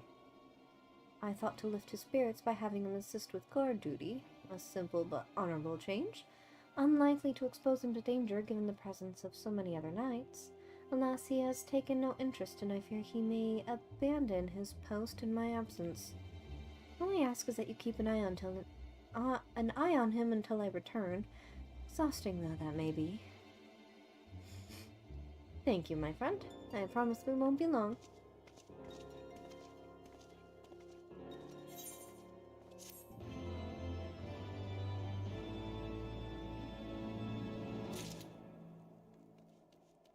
Howdy do, my friend.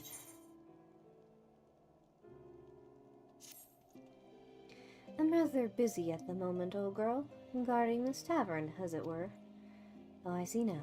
Artorial thought I might be derelict in my duties, eh? The nerve of my brother to question my dedication. But since you are here, mayhap I can put you to proper use. The wasteland beyond the walls must be kept safe for travelers, yet I have been forbidden from leaving Falcon's Nest. It wouldn't do for our esteemed guest to be devoured by wolves, oh no. Yet that is precisely what will happen if we do not call the roaming packs. Your map, if I may, right there. Those are the points our scouts marked for patrol. I'll leave you to it, old girl. Come, Monroy, I must return to my rounds. Oh dear. Do be careful, my lady.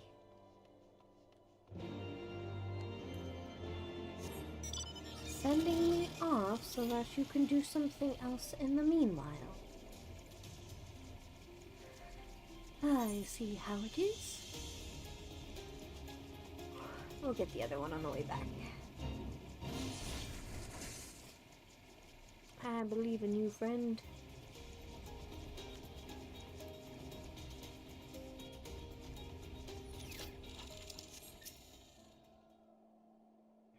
Ending watch. A ghost wolf, huh?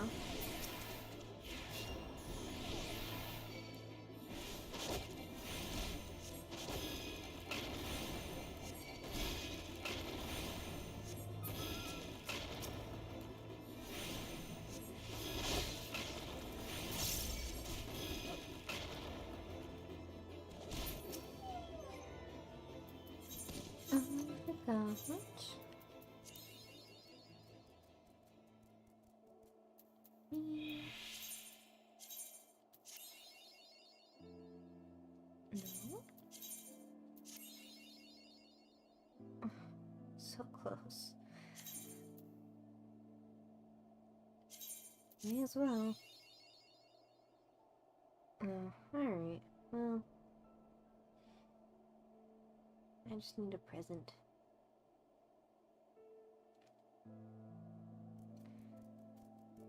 Present or a sandwich, it seems.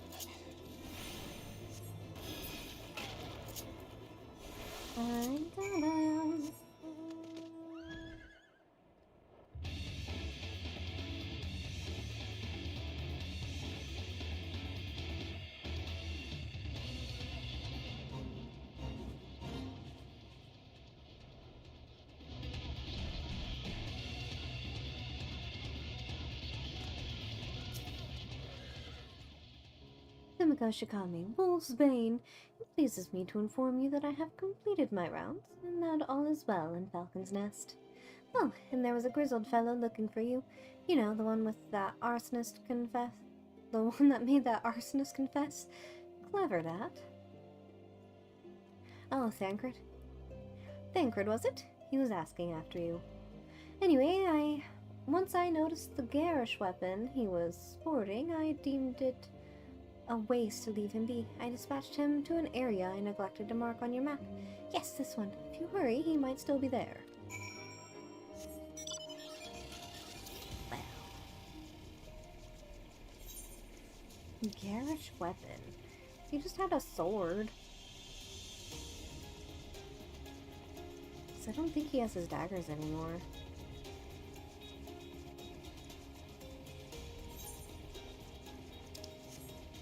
Sent him way the heck out here.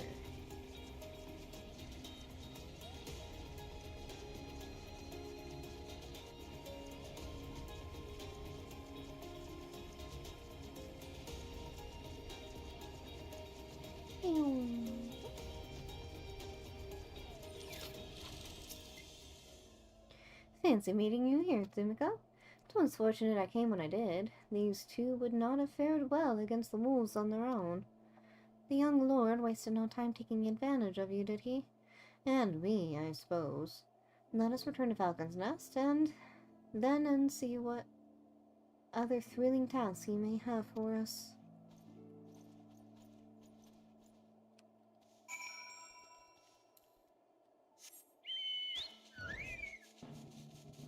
Oh, this was an aetheryte crystal. Huh. Wonder what else is out here all frozen. Big dragon.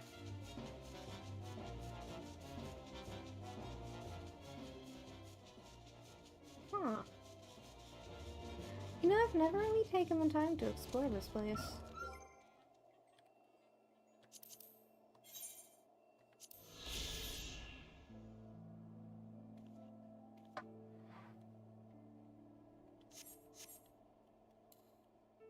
I also wonder what calamity led it to being... Oh yeah, and I got this mount. I got a mount. Along with my horde of minions. Because it didn't always used to be frozen.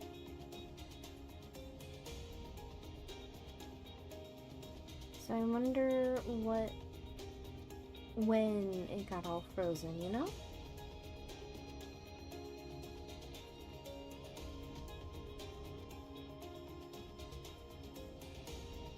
If it was one of the calamities that caused it, or if it was just Ascian intervention.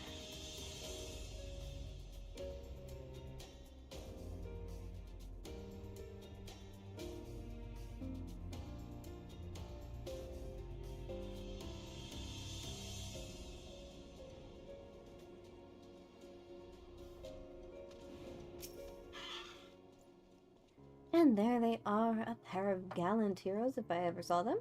Comrades in arms, reunited at last. By your selfless sacrifice have you guaranteed the safety of our many guests.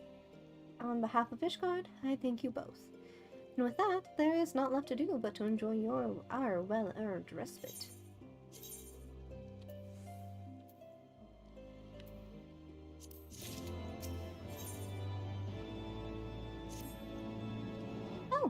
And this should, of course, go without saying, but let's keep those last few favors between us, yes? Artorial wouldn't understand. Right then, the first floor of those barracks has been converted into a tavern for the duration of the conference. Why don't you go and have something to eat? For once, such a suggestion with which I agree. Go on ahead, Sumiko. I will join you anon.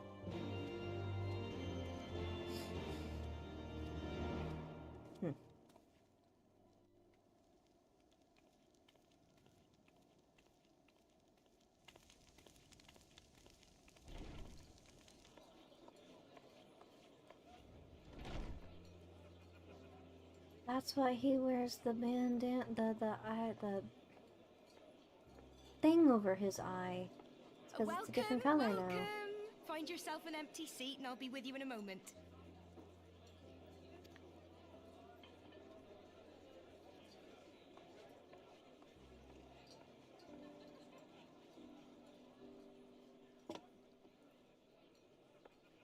Cold out, isn't it? Here, a mug on the house. Let's get some color back in them cheeks. I'm just naturally pale, man. That's just my genetics.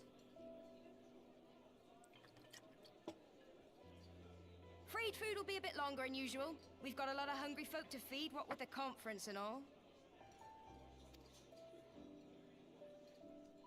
Oh, so many people with cause to celebrate. To think there could be peace in our time. After all them years of fighting.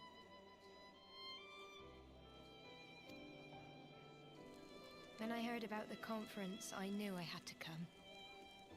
I knew I had to be here. To do my bit. My husband, he died fighting the dragons, you see. And here we are. About to break bread with him.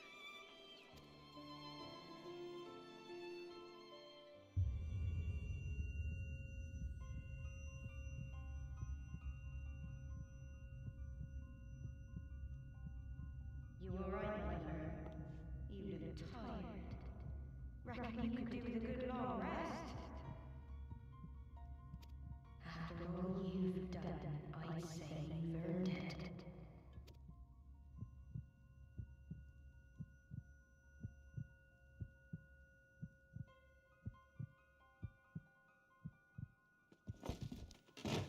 Hey, roofied my drink. Sleep now. Sleep. Sleep and leave us to our affairs.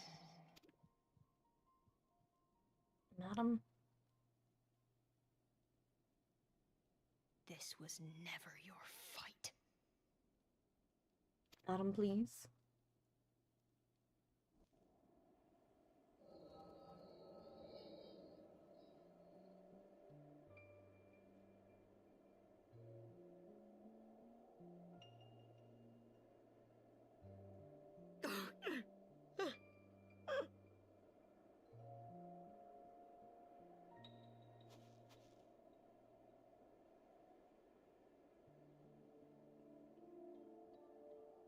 My son.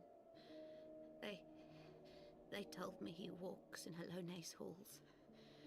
Him and the rest of his unit.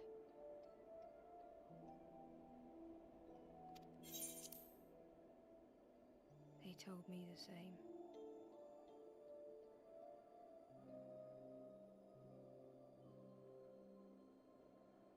I expect they think it's comforting. Every time I come, I cry. I cannot bear to remember, but to forget would be 1,000 times worse. Yet that is what they would have us do. Accept this truth for the sake of peace. Bury the past and look to the future. But he was my future. My flesh and blood. My heart.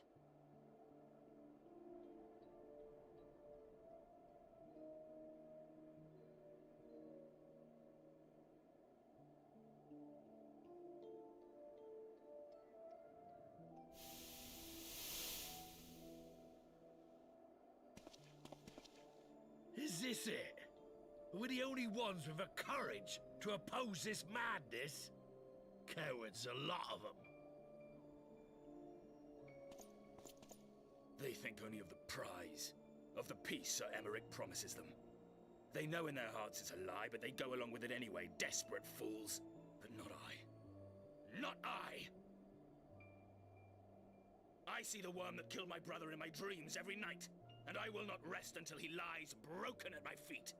Him and every last one of his accursed kin. All this nonsense about Kings of Eld, as if I care what they did or didn't do, makes no difference to me and mine. Have the dragons sued for peace in 1,000 years? Are they bollocks? It's a bloody ruse is what it is, and Sir Emmerich and the rest of them bloody fallen for it. But what can we do? They believe, and naught we can say will ever change their minds. Whether we like it or not, man and dragon will come together at Vulcan's Nest, and all will be forgiven. Forgiven and forgotten.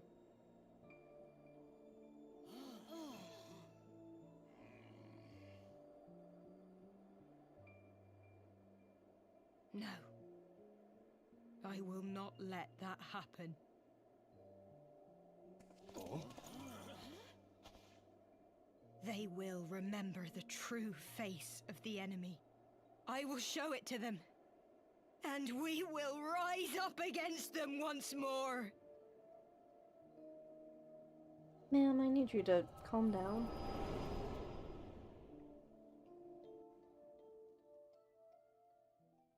Hey! Hey! This is no time for napping. Thank you, Thancred.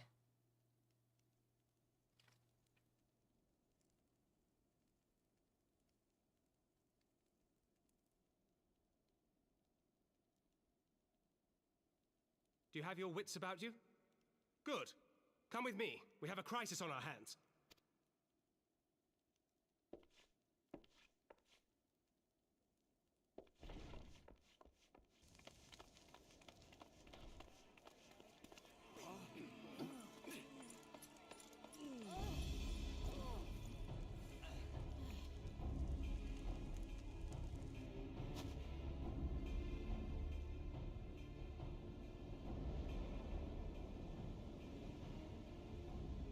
Hear me, brothers and sisters. Do not be fooled by the honeyed words of the Dravarnians. The peace they promise is but a prelude to slaughter.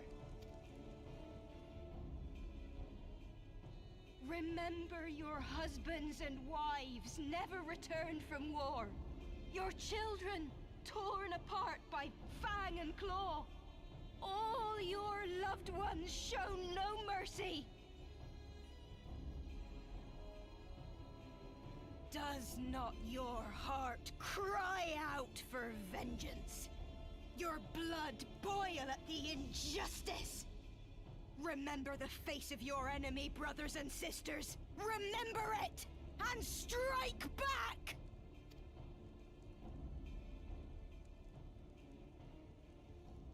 You there! Don't just stand around gawping! Do something, man! Stop her! Yes, my lord.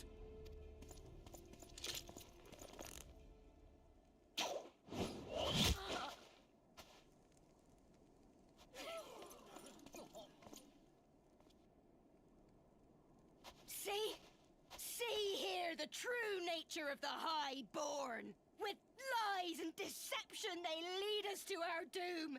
And dare we raise our voices in dissent? Death is our reward. You're just causing him havoc, ma'am. This is the choice they have given us, brothers and sisters. Death by dragon's fang, or death by nobleman's command. Death to all we hold dear.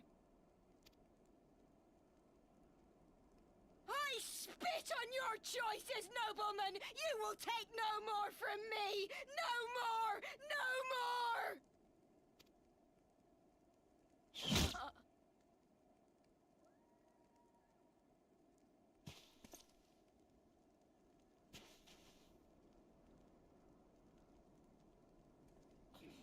What have you done?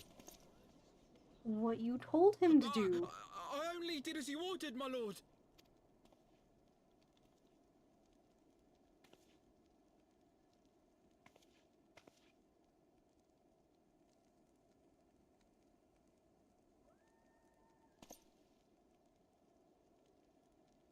I gave no such order. I did not. I never meant for anyone to...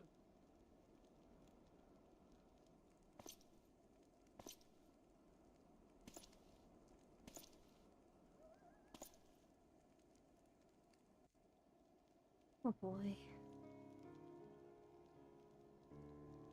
He never knows what to do with himself. I dare say that could not have played out any worse, given that the First Commander and Lord Artoriel are not here to take control of the situation. I spoke with a messenger who said that they would be returning shortly, and until they do, naught will be done. Lord Madeleine will retreat to the barracks has retreated to the barracks and is refusing to speak to anyone. Therefore, it falls to us to ensure that order has been fully restored. Come, let us walk the streets and speak with the people.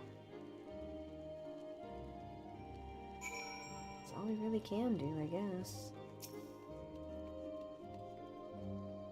My wife and I fell while fleeing with the others at first. The Kyurgens are tending to our bruises afterwards. Those mad fools have ruined everything, and for what?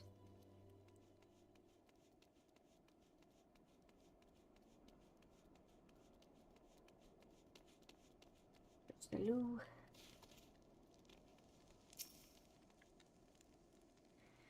They were wrong to resort to violence, but when I heard her speak, her words were as a dagger in my heart. Who are we to decide that enough is enough? That their calls for justice can never be answered? Will this be the end of it, or will there be others like them and the true brothers? I do not want to bear steel against my kinsmen ever again. I do not know if I even can.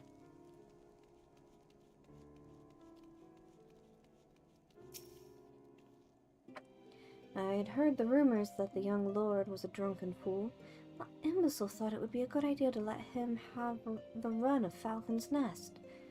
Well, I say him and Sir Aymeric take the bloody change and shove it up their arses. I'll not be taken in by that rot again.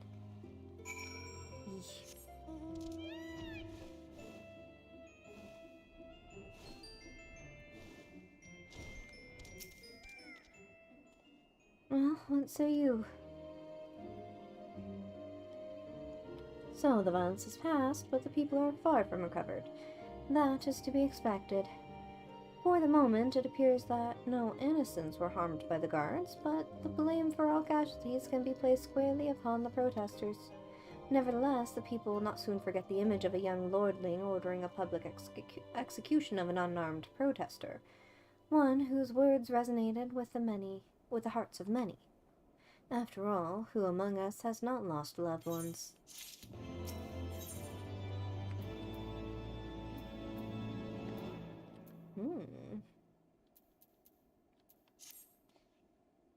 Lord Artoriel and the first commander should have returned by now.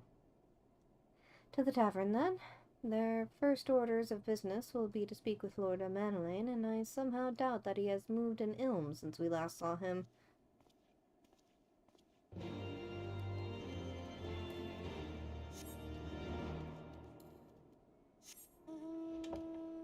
All he said was to do something, not to shoot her down.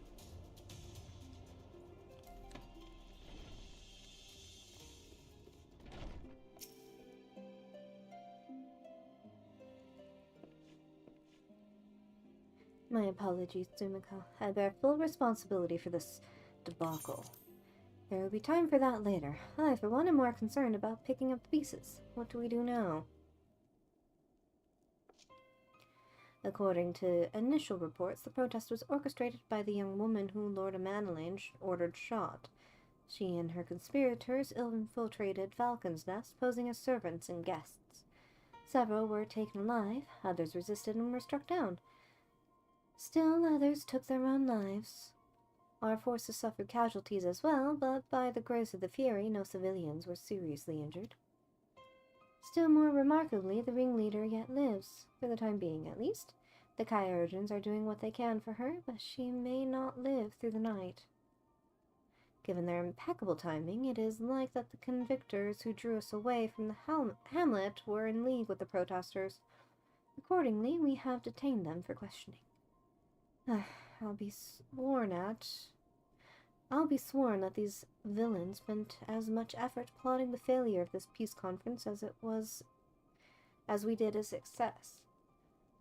Well, if the mood of the hamlet is any indication, theirs have been the more fruitful labors.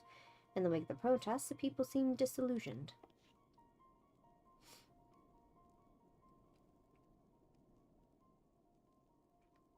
You spoke with them, then.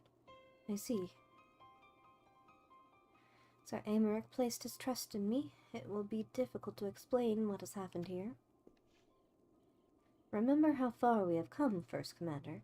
The people's faith may be shaken, but we convinced them before, and we will do so again. If we can but find a means to remind them, to show them once more that the promise that change holds for all, then this tragedy too shall pass into the past. We must pray that you are right. Nevertheless, for the time being, I have no choice but to suspend the peace conference, pending Sir Aymeric's final decision. Under the circumstances, I cannot leave Falcon's Nest. Tsumiko, will you deliver my report to the Lord Commander in my stead? Get up, Manelaine. You're going with her. Go on without me. I was not asking. You will answer for your actions in person. Is that clear? Yes, my lord. Come on, right. Your manservant is not here. In fact, I have not seen him for some time. Honoroi? Honoroi? I could have sworn he was...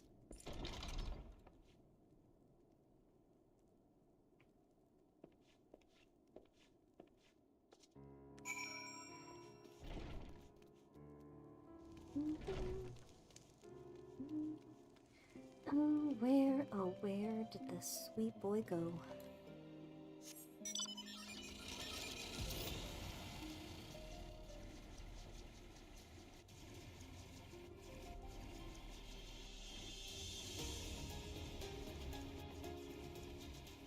You think he's inside?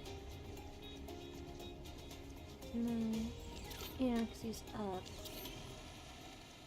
Up this way?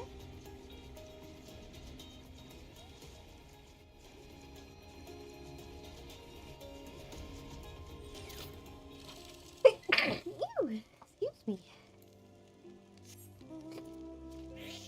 That's outside the boundaries. That kind of hurt.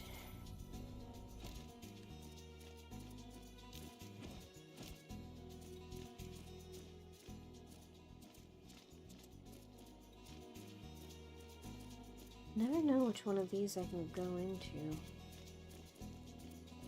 So he is up.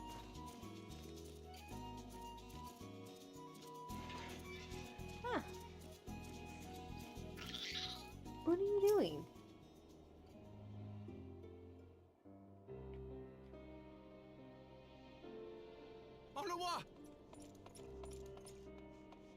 Honorwa.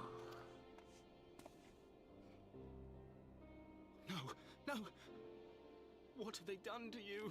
Onowa! Onowa!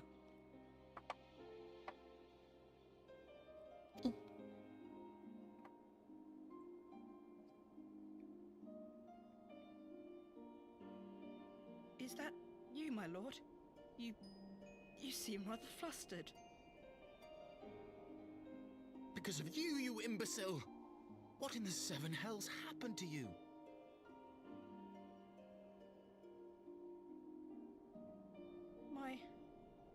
My apologies. Some few of the guests expressed a wish to leave, and I implored them to stay. It would seem they took issue with my request. Oh, gods forgive me. If I had only been more careful with my words.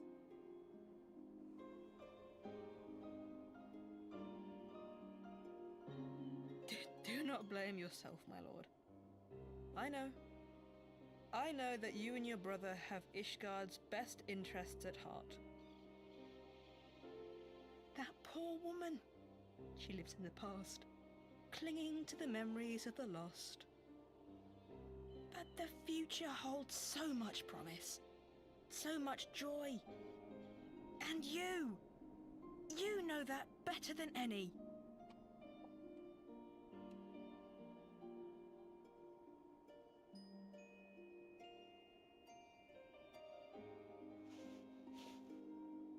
Onowa? He's just a sleepy boy. Be okay. Calm yourself. The boy will live. But it's imperative we get him inside and into the care of a Kairujin without delay.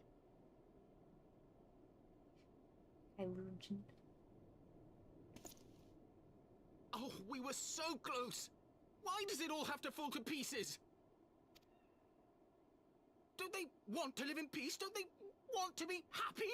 We all want the same thing! And still it falls to pieces! Tell me, what was I supposed to do? Someone, anyone, tell me, what was I supposed to do?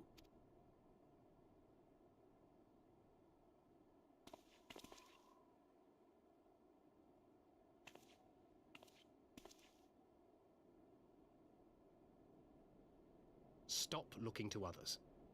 You make your choice and you live with the consequences.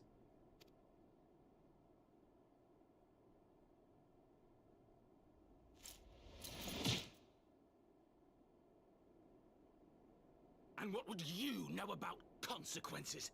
You who always know just what to say and just what to do. Your every deed is greeted with a round of applause.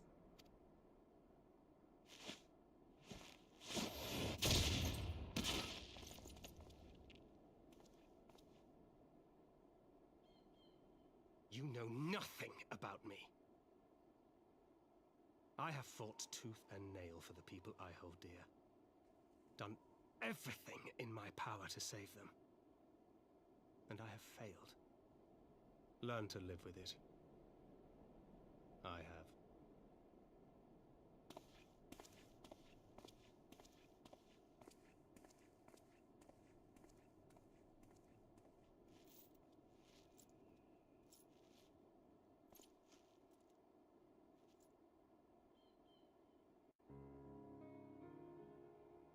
Incred's a bit better.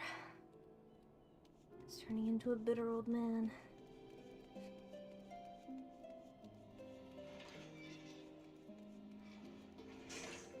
But we found him, which is a start. Hey, buddy, are you okay?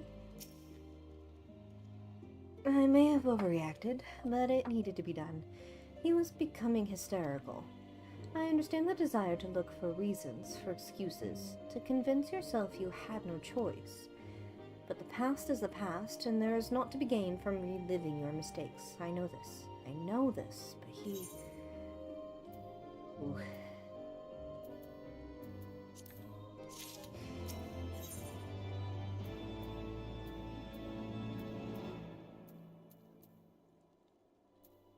Where is my staff? I have no desire to wait for the lordling to emerge from his puddle of self-pity. We have important matters to attend to in Ishgard.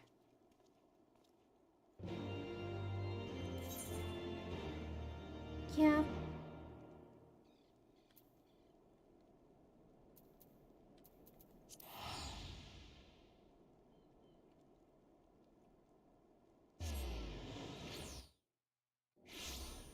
But there would be protesters that should have been accounted for to some degree.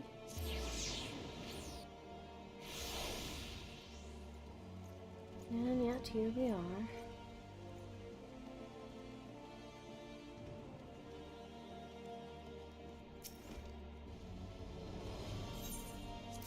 Oops. So, Emmerich, I'm afraid I have bad news.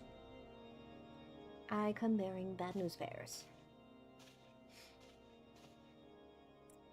Word of the demonstration and its resolution outstripped you, Tsumiko.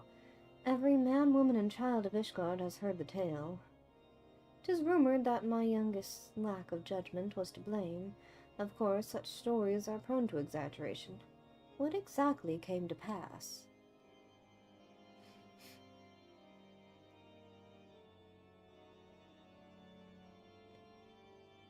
Well, I was drugged, and then things happened. I see, so that is the truth of it. Regardless of his intent, the result is undeniable. He has furthered the cause of the misguided few who cannot let go of the past. In an instant, the delicate peace we were poised to forge is once more beyond us. To dwell so deeply on the war and the vengeance it begets, only for that to be taken away. Is it any wonder they were left bereft?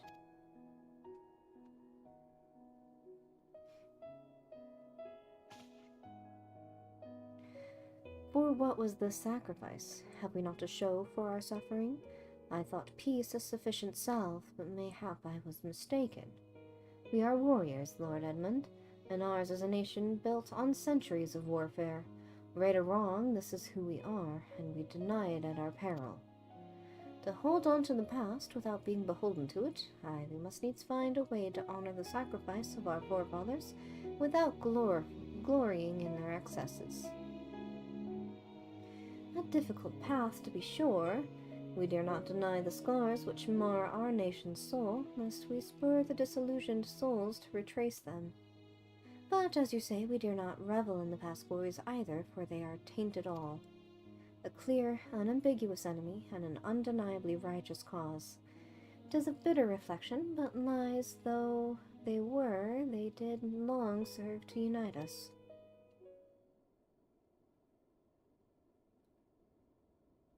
No truth will ever serve as well, I fear, yet we are not without options.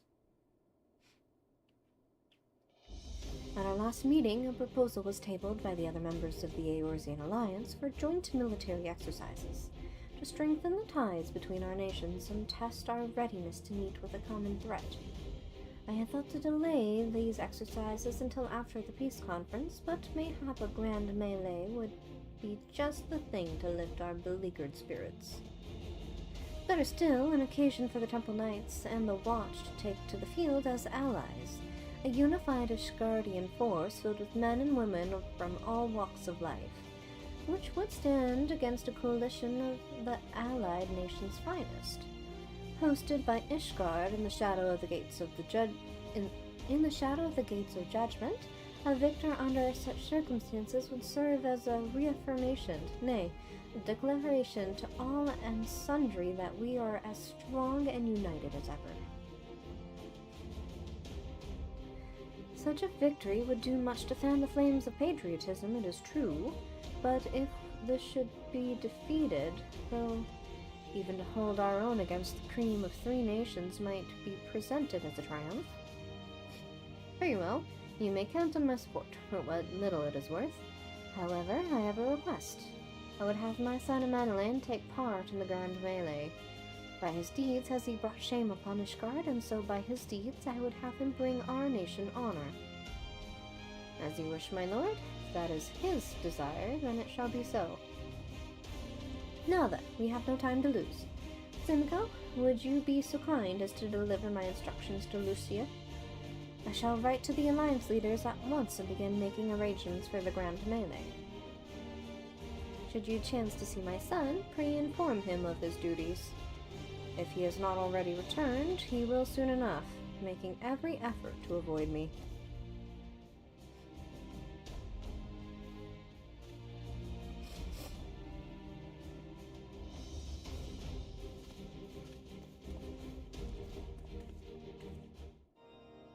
I get to beat people up. So that is their solution, a grand melee to unite the people. And what part would they have you play in this affair, I wonder? You, whom they have taken into their confidence, upon whom they have come so heavily to rely. And will you oblige them when the proposition is made? Will you stand for Ishgard once more?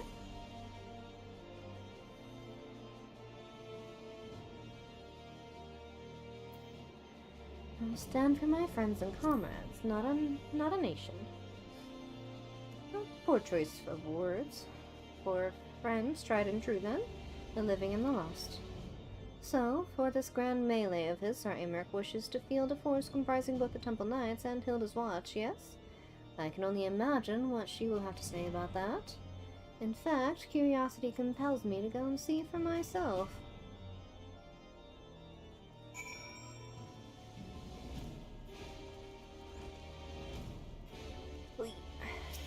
Nope. Well met, Simcoe. You must have spoken with her, Sir Aymeric.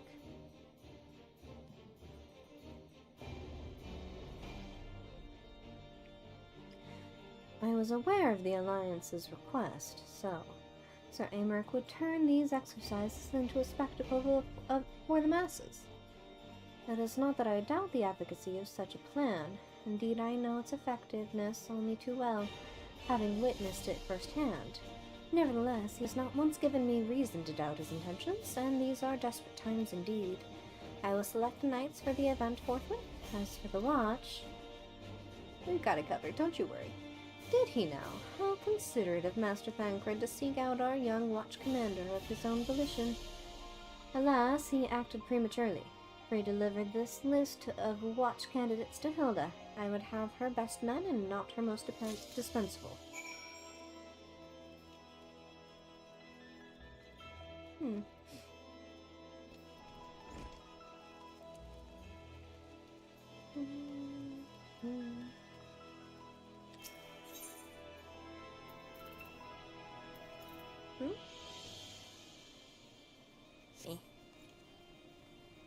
I can just hoof it.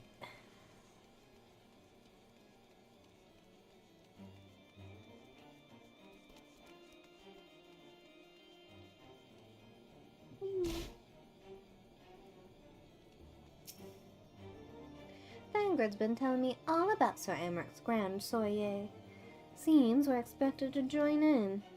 It's nice of him to invite us and all, but I hope he knows what he's doing, 'cause we ain't dressed to dance with professional bleeding soldiers. Well, seems the first commander's gone and handpicked her guests. Can't say I disagree with her choices, though. She's got a good eye. You'll be fighting too? Reckon it'd inspire the lads if you were. Might take their minds off getting their hides tanned and all. Thinking about it, eh? I hate to ask, but you haven't seen our favorite lordling, have you? I thought not. On the assumption that he is not to be found in his father's loving embrace, I suggest we split up and look for him. I will search the foundation, you the pillars. Our favorite little lordling. Is he the youngest among the little lords? Or among, like, the high lords? Wouldn't surprise me if you were.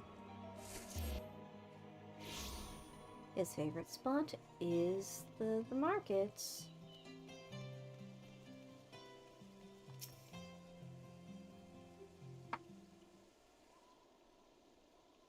I carried Honoroi back to the manor. Our best chirurgeons are attending to him as we speak. He is yet to wake, but surely he will. The father has volunteered me for this grand melee of theirs. My beloved family, always making my decisions for me.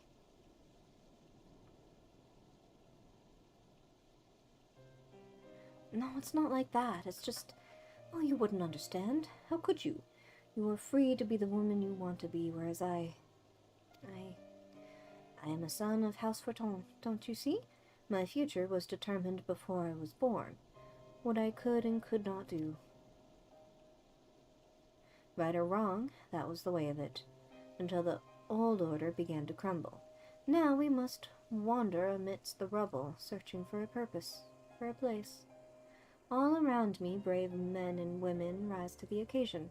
With faith and conviction, they dedicate themselves to their causes, but not I. I was terrified of making the wrong choice, which is why I let better men make them for me. Do this, do that, take this duty, guard this conference. I suppose I had convinced myself I was above it, until your friend showed me otherwise. When I saw Honoroi, I wanted to scream. I wanted someone to blame. But in the end, there was only me. Only me. So you see, I cannot meekly bow my head and accept Father's command. Such cowardice is what brought me to this point. I will go to Sir Aymeric, and I will make my own decision. It better be a good one, boy. I will find you and smack you silly. Oh, I think... Yes, I did send them out. Alright. The adventure is complete. Very good. I need to put you in better gear, my friend.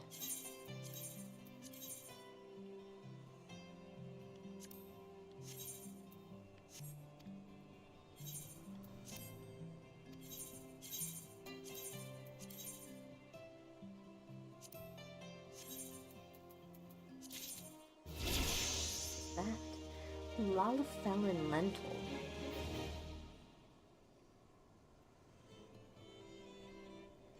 Oh.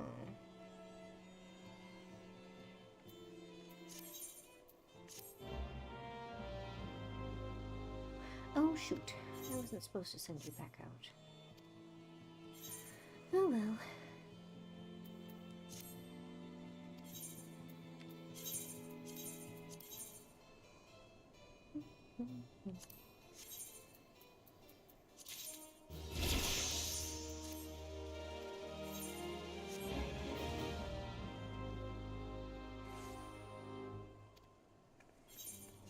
Oops. Almost done.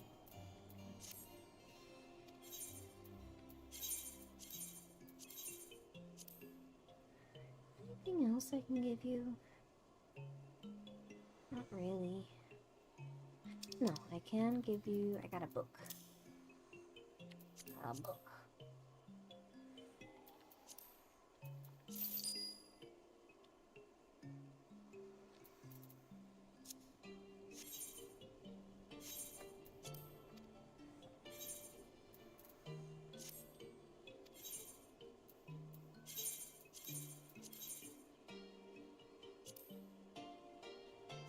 Yeah, I have to split up their inventories so that the one retainer doesn't have both the food and the reagents. That's a lot.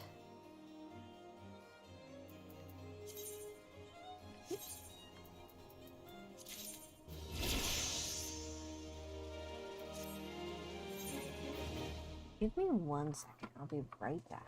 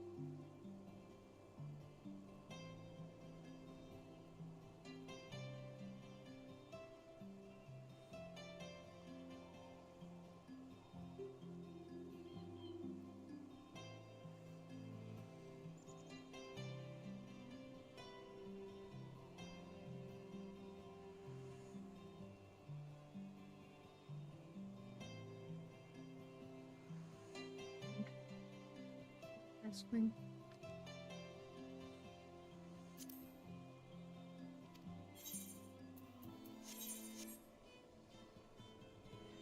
I need to think of what kind of outfits I want to give them.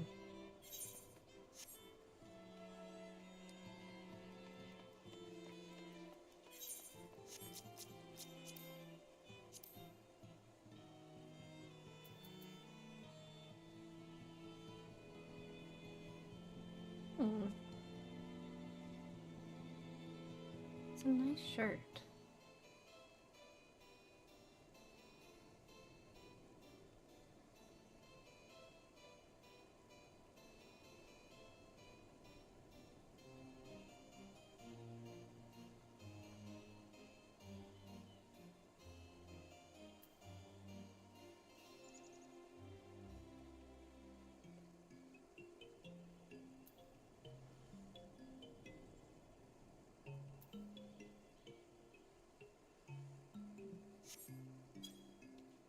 I like the outfit.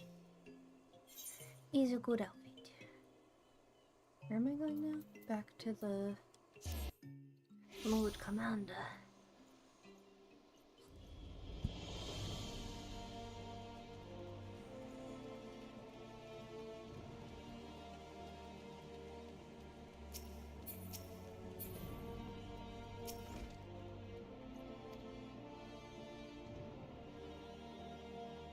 I see. Very well. You may enter.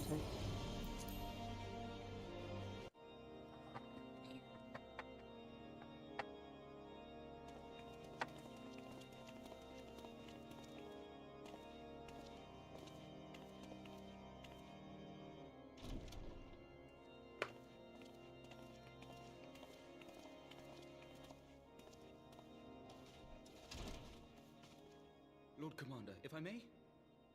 I wish to speak with you before the Grand Melee. Melee.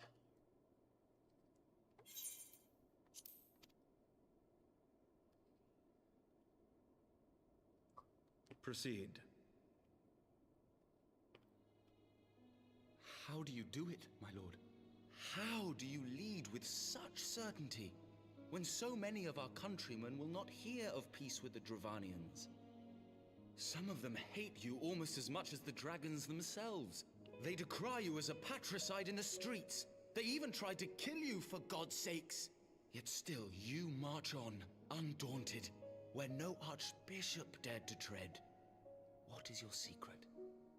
Where do you find the strength?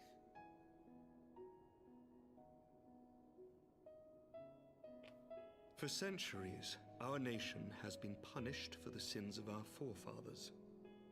If our punishment is to end, I believe we must right the wrongs of antiquity and move forward as a nation united. Needless to say, my father did not share this opinion. He did not believe the people strong enough to bring about their own deliverance, trusting only in himself. Tyranny seemed to him the only solution. But I have faith in the people, Lord Amanalain. I have faith that they will weather this storm and overcome every trial we set before them. Many have fought and died to see this blight upon our nation's history cleansed, and I would not let their sacrifices be in vain. Though we invite reprisals, the risk is worth the reward.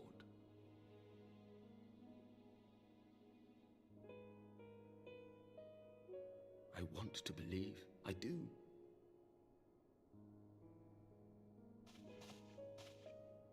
Lord Commander, through my careless orders, a pall has been cast over these proceedings, and I beg the opportunity to make amends. I, Amanalain de Forton, do hereby request leave to take part in the Grand Melee.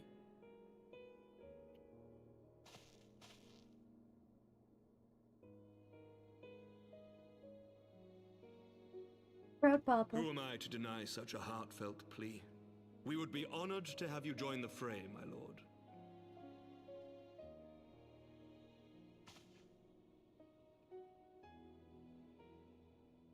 You'll take charge of the Ishgardian forces. For all my other responsibilities, I am still Lord Commander of the Temple Knights, and I would not soon yield this duty to another. The esteemed Sir Emeric leading the Temple Knights and the Watch into battle along with my youngest. I could wish for no more. Then you wish for too little, my lord. There is another who might yet join the fray. An indispensable ally to whom we owe much and more.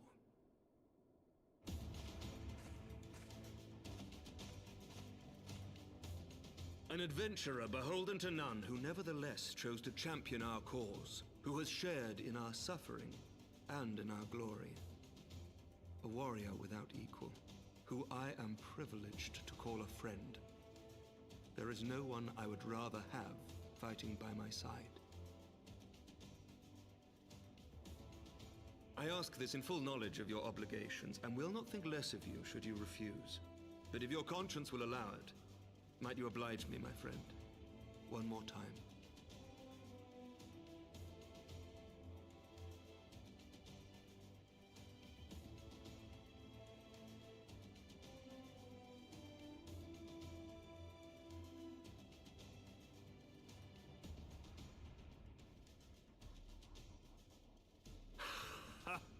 Together we shall give the people a spectacle for the ages, a celebration to mark the dawning of a new era.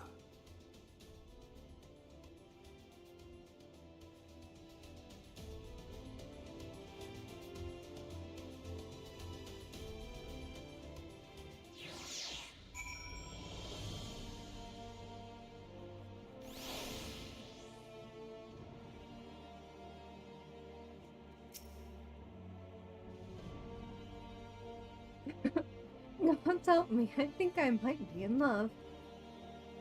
I dare say I might be cheating too. Your mere presence is enough to turn the tide of most battles. And did you see the way his eyes lit up when you nodded? It was a look of boundless relief and joy. One would think a politician more practiced at concealing his emotions. Still, his honesty does him credit. For a moment, I was fair inspired to pledge myself to the cause. But that would be improper. This is their fight, and yours, but not mine.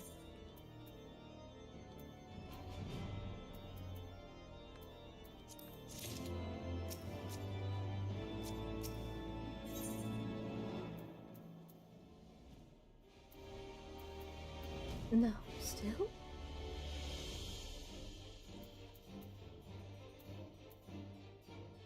Guess I'll take the book. No. I'll take the bow. So Aymeric informs me that the Alliance leaders have agreed to his proposal.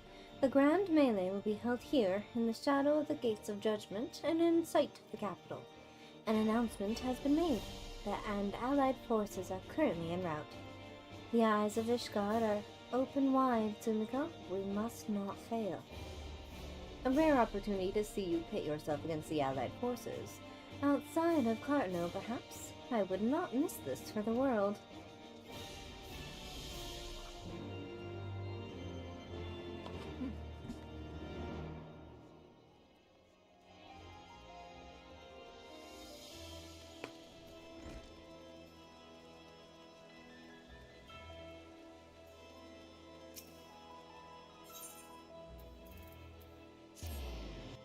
We're gonna get this done.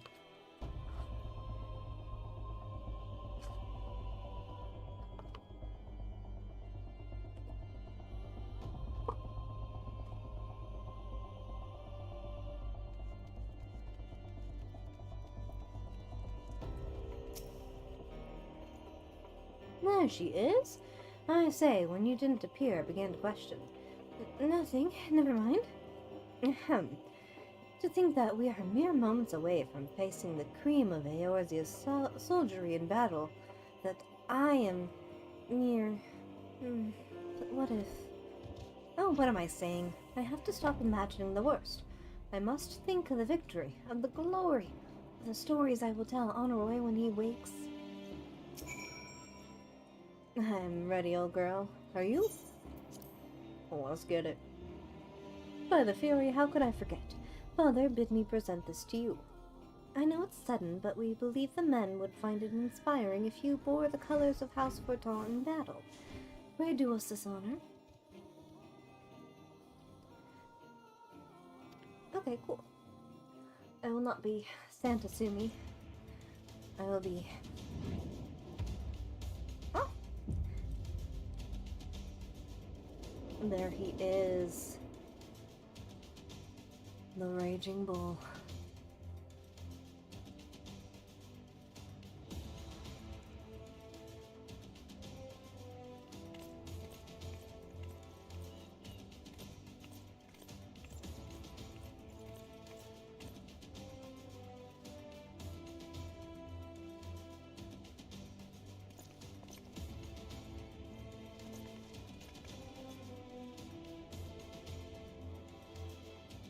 Let all here present heed well the rules of engagement.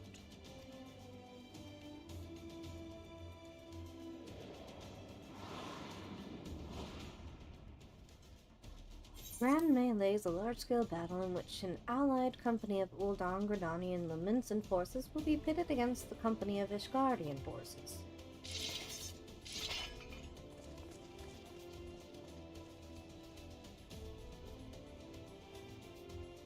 When a combatant is incapacitated, the opposing company will be awarded tactical point. The first company to attain the designated tactical rating of 100 points is declared the victor.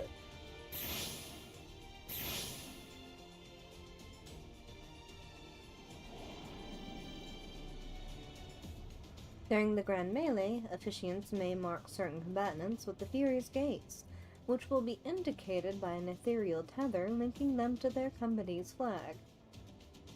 While defeating most combatants will award you 1 tactical point, defeating marked combatants will award your company 10 tactical points. Marked combatants also possess enhanced attributes, rendering them more powerful and more difficult to defeat. Defending and defeating these combatants is the key to victory.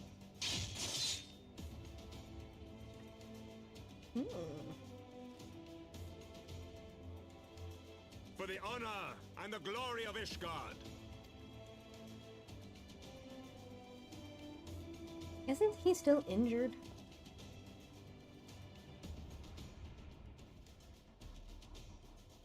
But that Raubon would come all this way. Huh.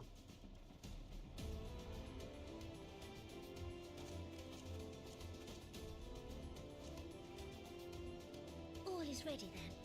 Very well.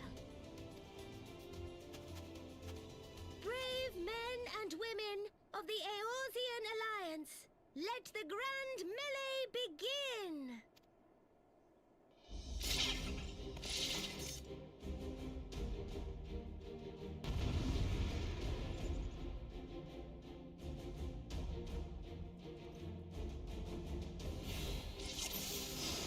All right.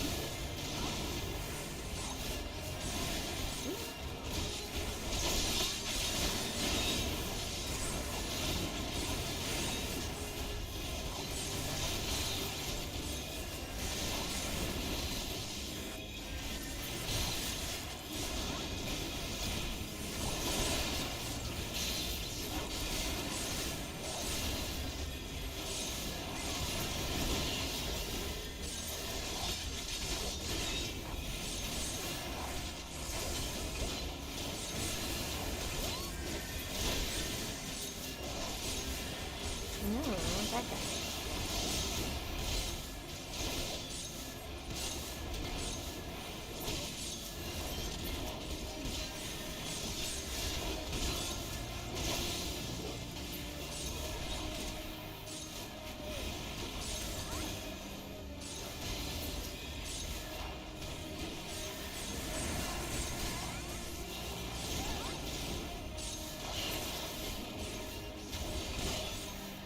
Sorry, Commander.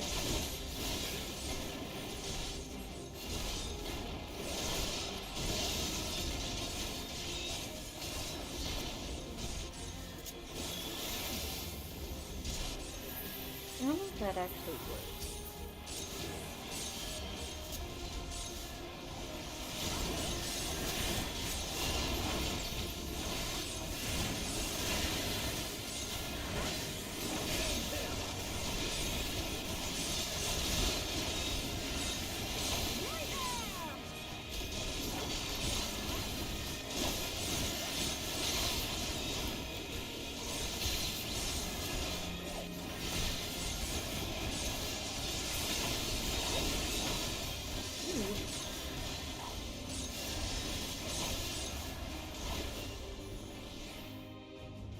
It me.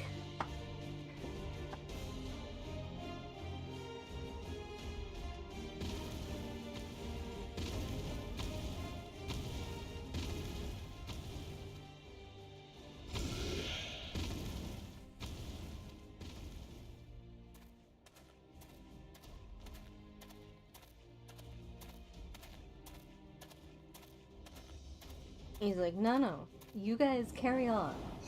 I will handle this. In the eyeball.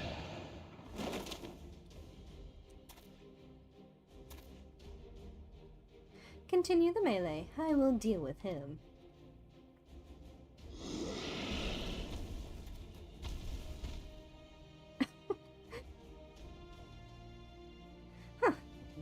God. You heard the man. Back to it.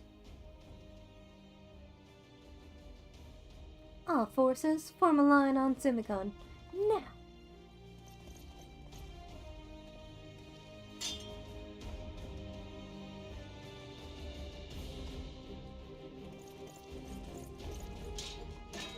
Oh no. Oof. Oof. Even with only one arm, he is still a force to be reckoned with.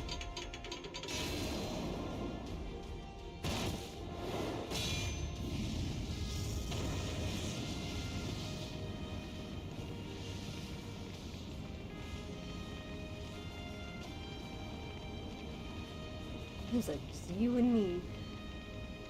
Well met. I will not lie. I was hoping it would come to this. So then, shall we dance? Damn it all.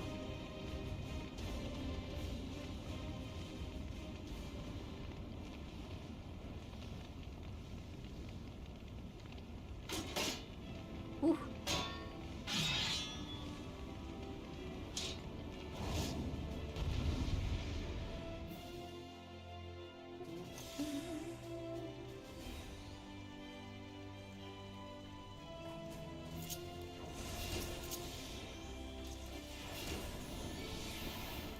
It's just the two of them in there.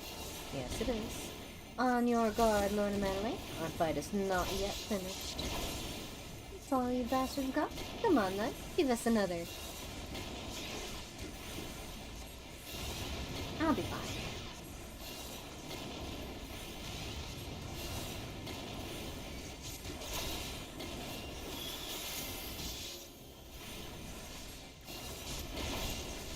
They just keep coming. We cannot. We will not yield. You hear me, old girl? Don't you dare lose. Nah. I can't lose when I'm just eternally doing. Ooh. Ooh.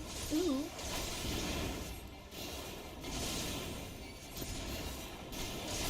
Brilliant. You are indeed the warrior of life. I don't know if I like that.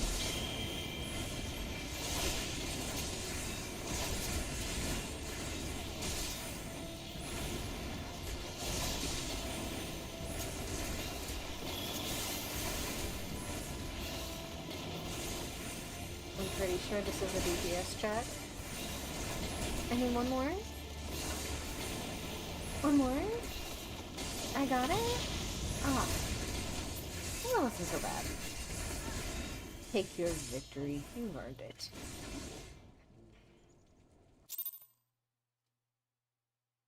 I did it.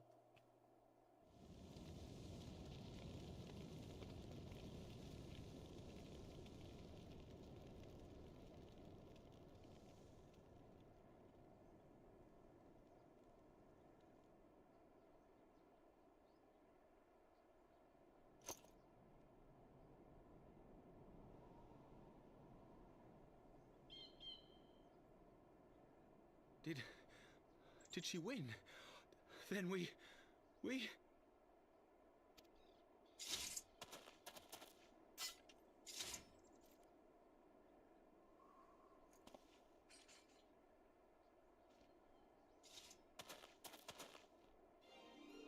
Victory is ours! Ishgard! Ishgard!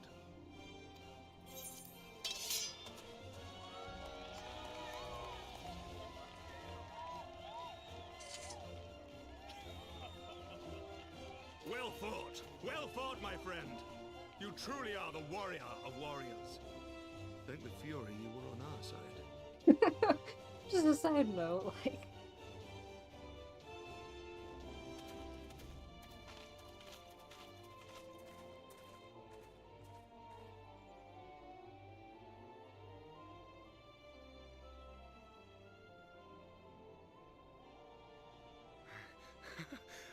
My lungs are burning, and I can barely stand. I didn't think I could do it, but then I did. We did. We faced the Alliance's best, and together, with one heart, with one purpose, we prevailed. After... Oh.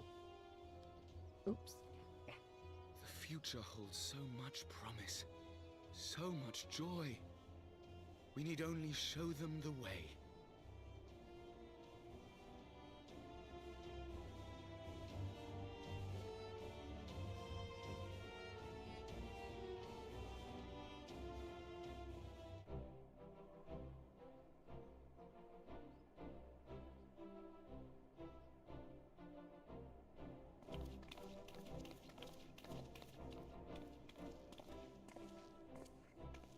A truly magnificent display, Sir Knight.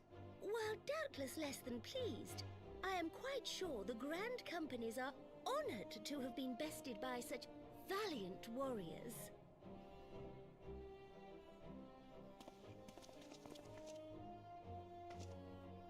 The honor was ours, Your Grace. I am pleased to see that Ishgard's proud martial tradition is being upheld. When the time comes, I trust you will fight alongside your brothers and sisters in the Eorzean Alliance with the same fervor you displayed in opposing them. I can only hope. I note that our friend elected to take the field in Ishgardian colors. At my behest, Your Grace. If we have given offense, the blame lies with me.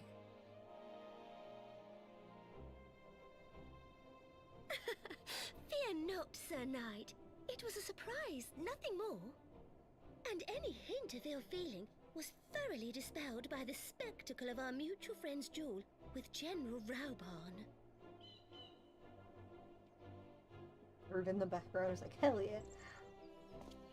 On the subject of surprises, I could not help but marvel at the passion and unity of purpose displayed by your countrymen, given the troubling reports we have received of late.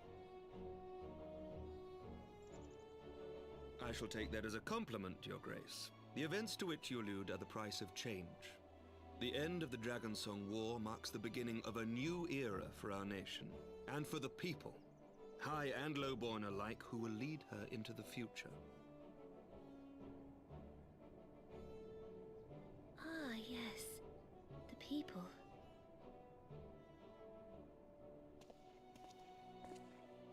Change is indeed a perilous thing, for we who seek it, and they who fear it. I shall pray for Ishgard, and for you. She knows all too well since she was trying to make some changes herself, and that didn't go too well.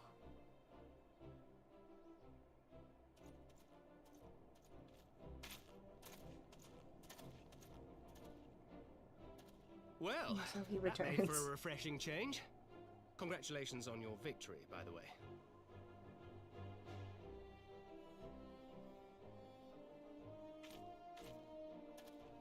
Ishgardians certainly seem happy with themselves.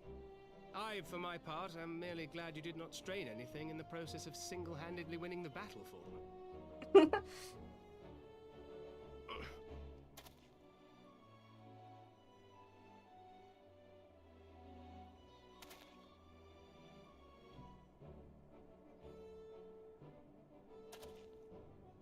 Tis but a scratch, I assure you, and I will not suffer you to worry over me. Not when we have a dozen far more important concerns. But you are a very Make important that 2 concern. dozen. Still, as Y'shtola never tires of telling me, we can but face them head-on, one at a time. One day at a time. As Minfilia would have done.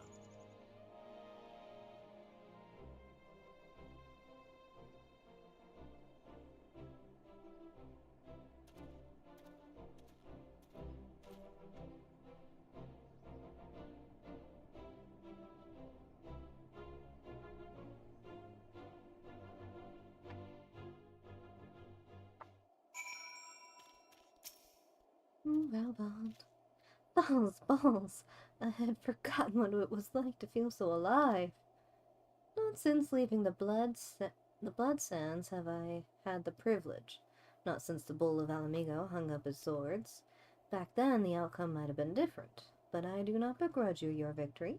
I know how far you have come, how much you have endured. Our fight only confirmed it. We shall have to do this again one day, when time allows. I shall look forward to it. But now, go to the Ishgardians and celebrate your victory. You have earned it. Come, Pippin. Her Grace is expecting us. Lead on, Father. Oh, Pippin. Sweetest boy. Oop. See this one. Armvale, I think, is for Armvale Hard. And Stone Vigil Hard.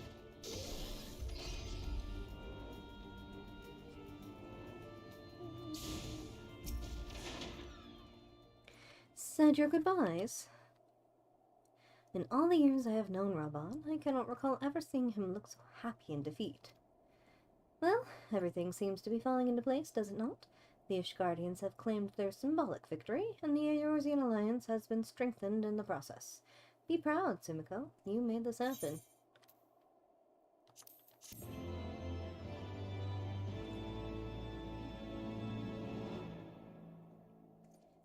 Emote victory. Do I get it now? I do. Is it better? Yeah, by a lot, yes. Alright. We have done it. Nay, you have done it. You have brought us the victory we so desperately needed. There is naught left to do but to return to the capital. Come, let us see what reception awaits us. Hopefully it's a good one.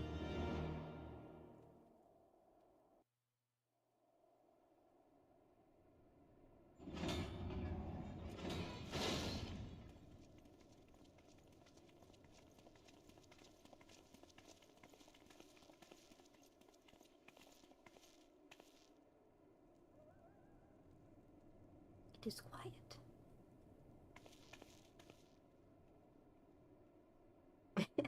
He's so worn out.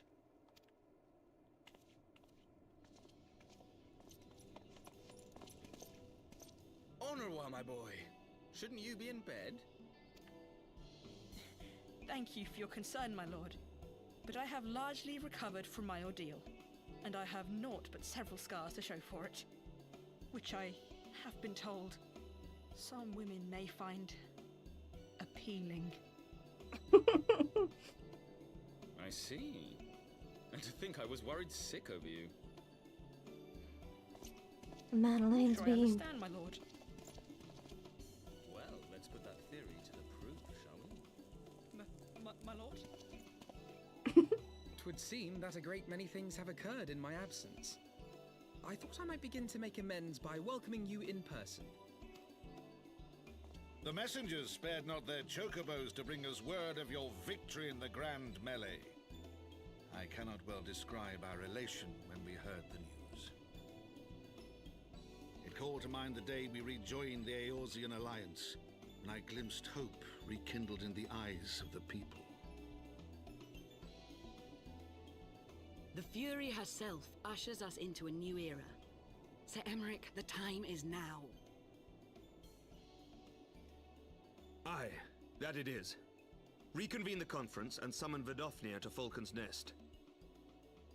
We will make peace with Hraesvelga's brood and hasten this bloody war to its end. Hraesvelga's, Lord but Commander. not Nidhogg's. Because they each have I their will send own. word to Artoirel and bid him resume preparations. Emanelane, you will place yourself at your brother's disposal. He will be glad of your assistance.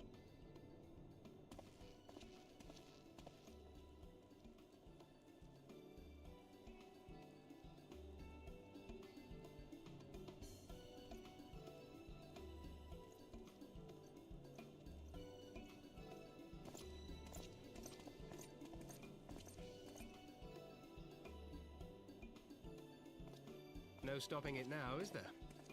We should inform Y'shtola and the others.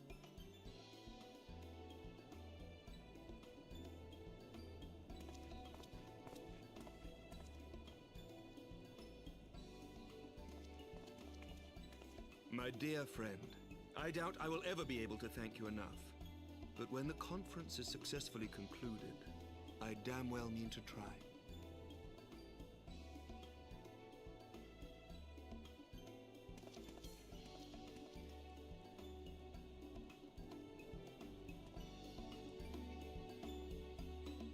We getting it.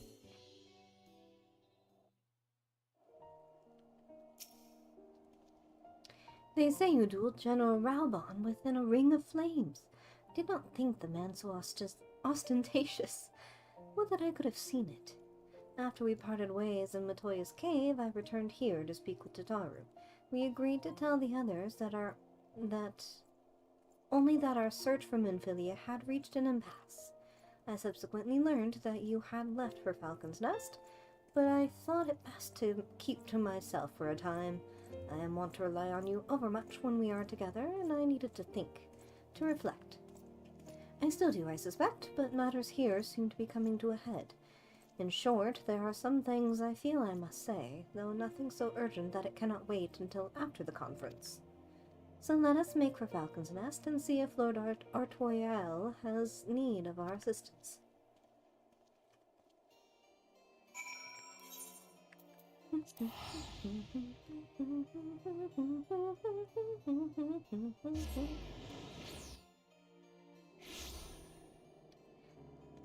I kicked his butt with so many rocks. I've rocked him real good.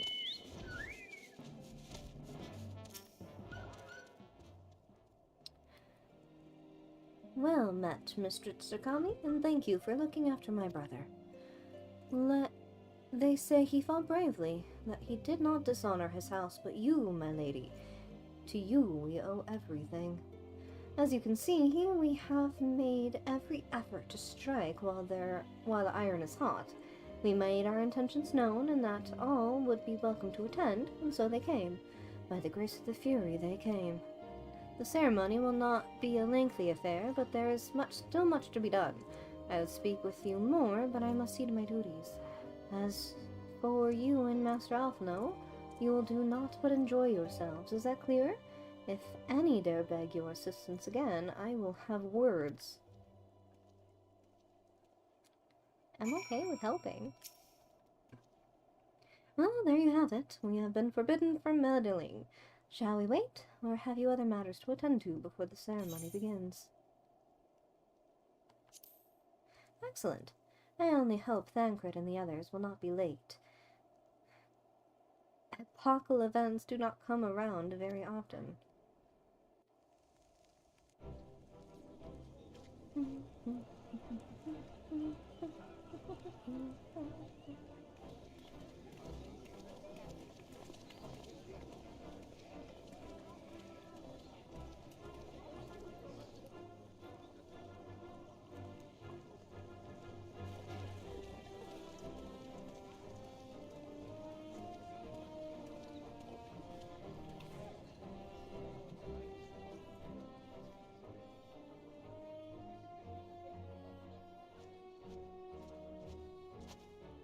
The appointed hour approaches.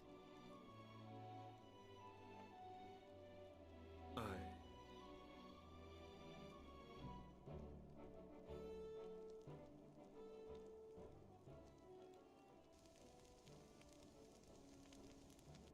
Feel bitter.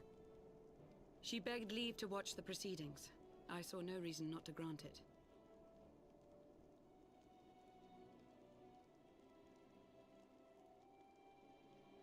Should I choose to deviate from my prepared remarks, I ask that you trust in my judgment. Have I ever done otherwise?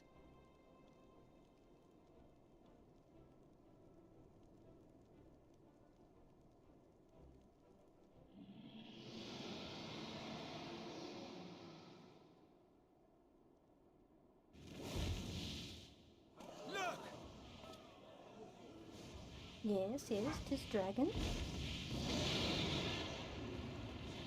The white dragon! Ah, how long it hath been since our peoples met thus, children of Thordan, even by our reckoning. Hopefully quite some time. Vidofnir, daughter of Hraesvelga, we give thanks for your visit, and bid you welcome to Falcon's Nest. Our sire bade us hearken unto the whispers of our hearts. They spoke to us of a paradise lost, of bonds of brotherhood which they yearned to see restored. Ours too yearn for such a restoration, and they have guided us here this day, that they might yearn no longer.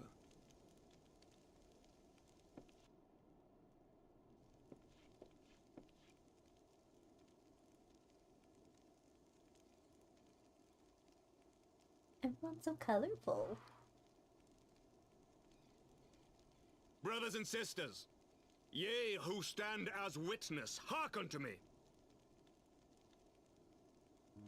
Since the days of Eld, when the bonds betwixt man and dragon were sundered by our hand, our peoples have known only war.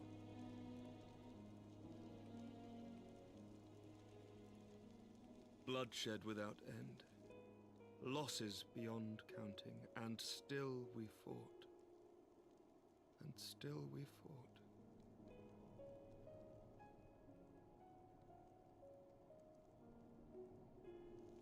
Some wounds do not heal. The dead cannot be returned to us. But we, the living, can yet choose another course. Here and now, we can lay down this burden, this hatred, this vengeance. Our forebears fought not so that we could die, but that we might live. So let us honor their sacrifice and spare our children this death sentence. Let us gift them a new legacy, life.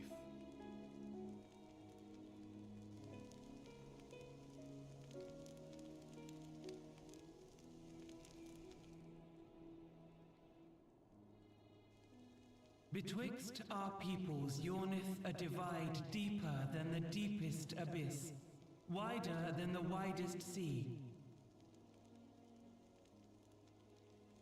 Generations will live and die ere this divide is bridged. Knowing this, doth thy heart yet yearn for peace, son of Thordan?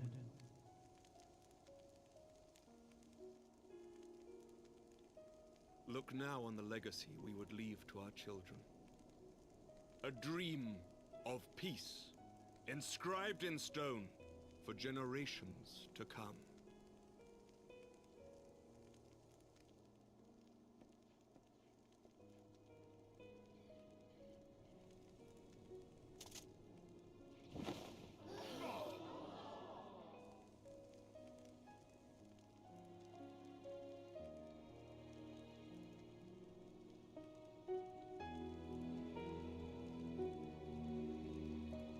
Father and his beloved, as they were so long ago, happy and at peace. The dream they shared shall be ours once more.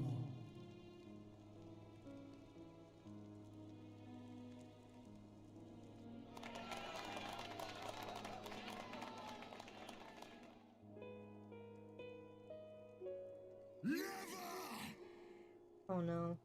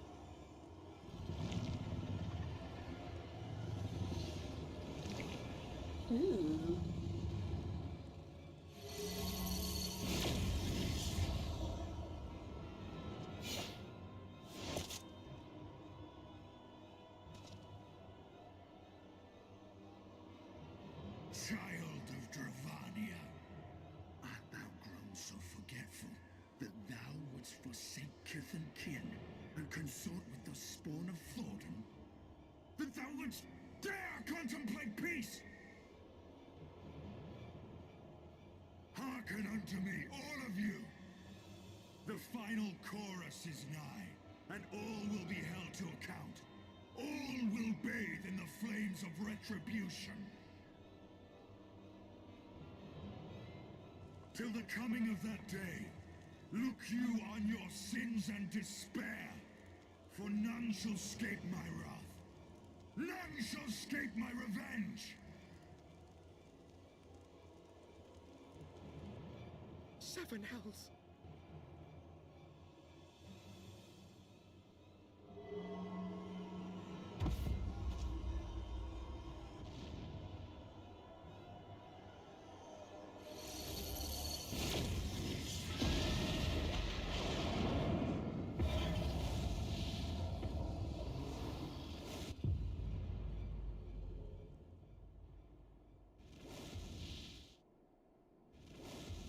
He's a long boy. Damn you, Nidhogg.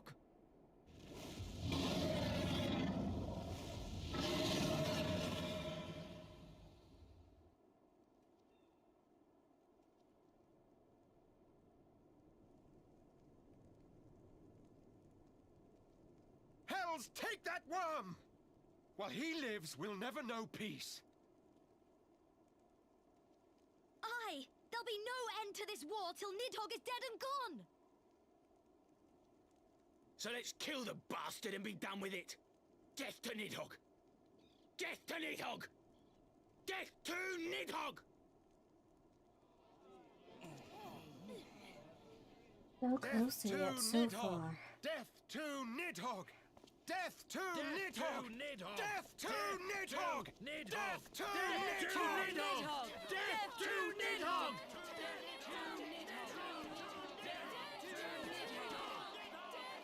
Is Vidofnir dead or?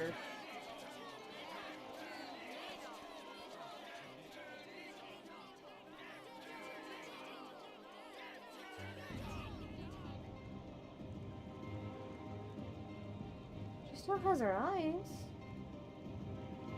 I didn't think she could be. What did he say? Estinien?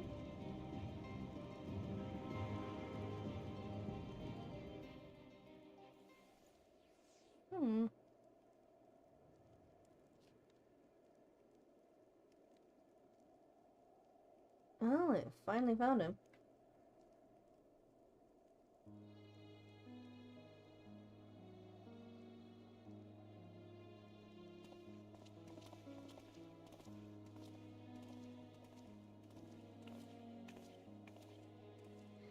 There they go, the last of the guests. Having come hither with hope in their hearts, they departed with hatred and bloodlust. Until the moment I saw him strike, I had held some small hope that you had seen in Az's law was an illusion, perhaps. But he acted without hesitation, as did Sir Aymeric. For a mercy, Vidofnir's wounds are not mortal, or so Lucia tells me. The dragon was spirited away to Annex Shrine to receive care from her brethren. We can but hope her recovery is swift.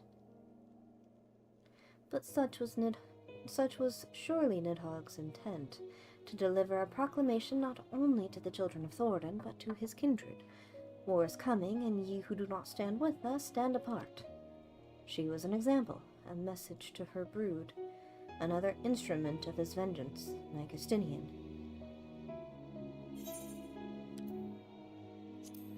I'll take that.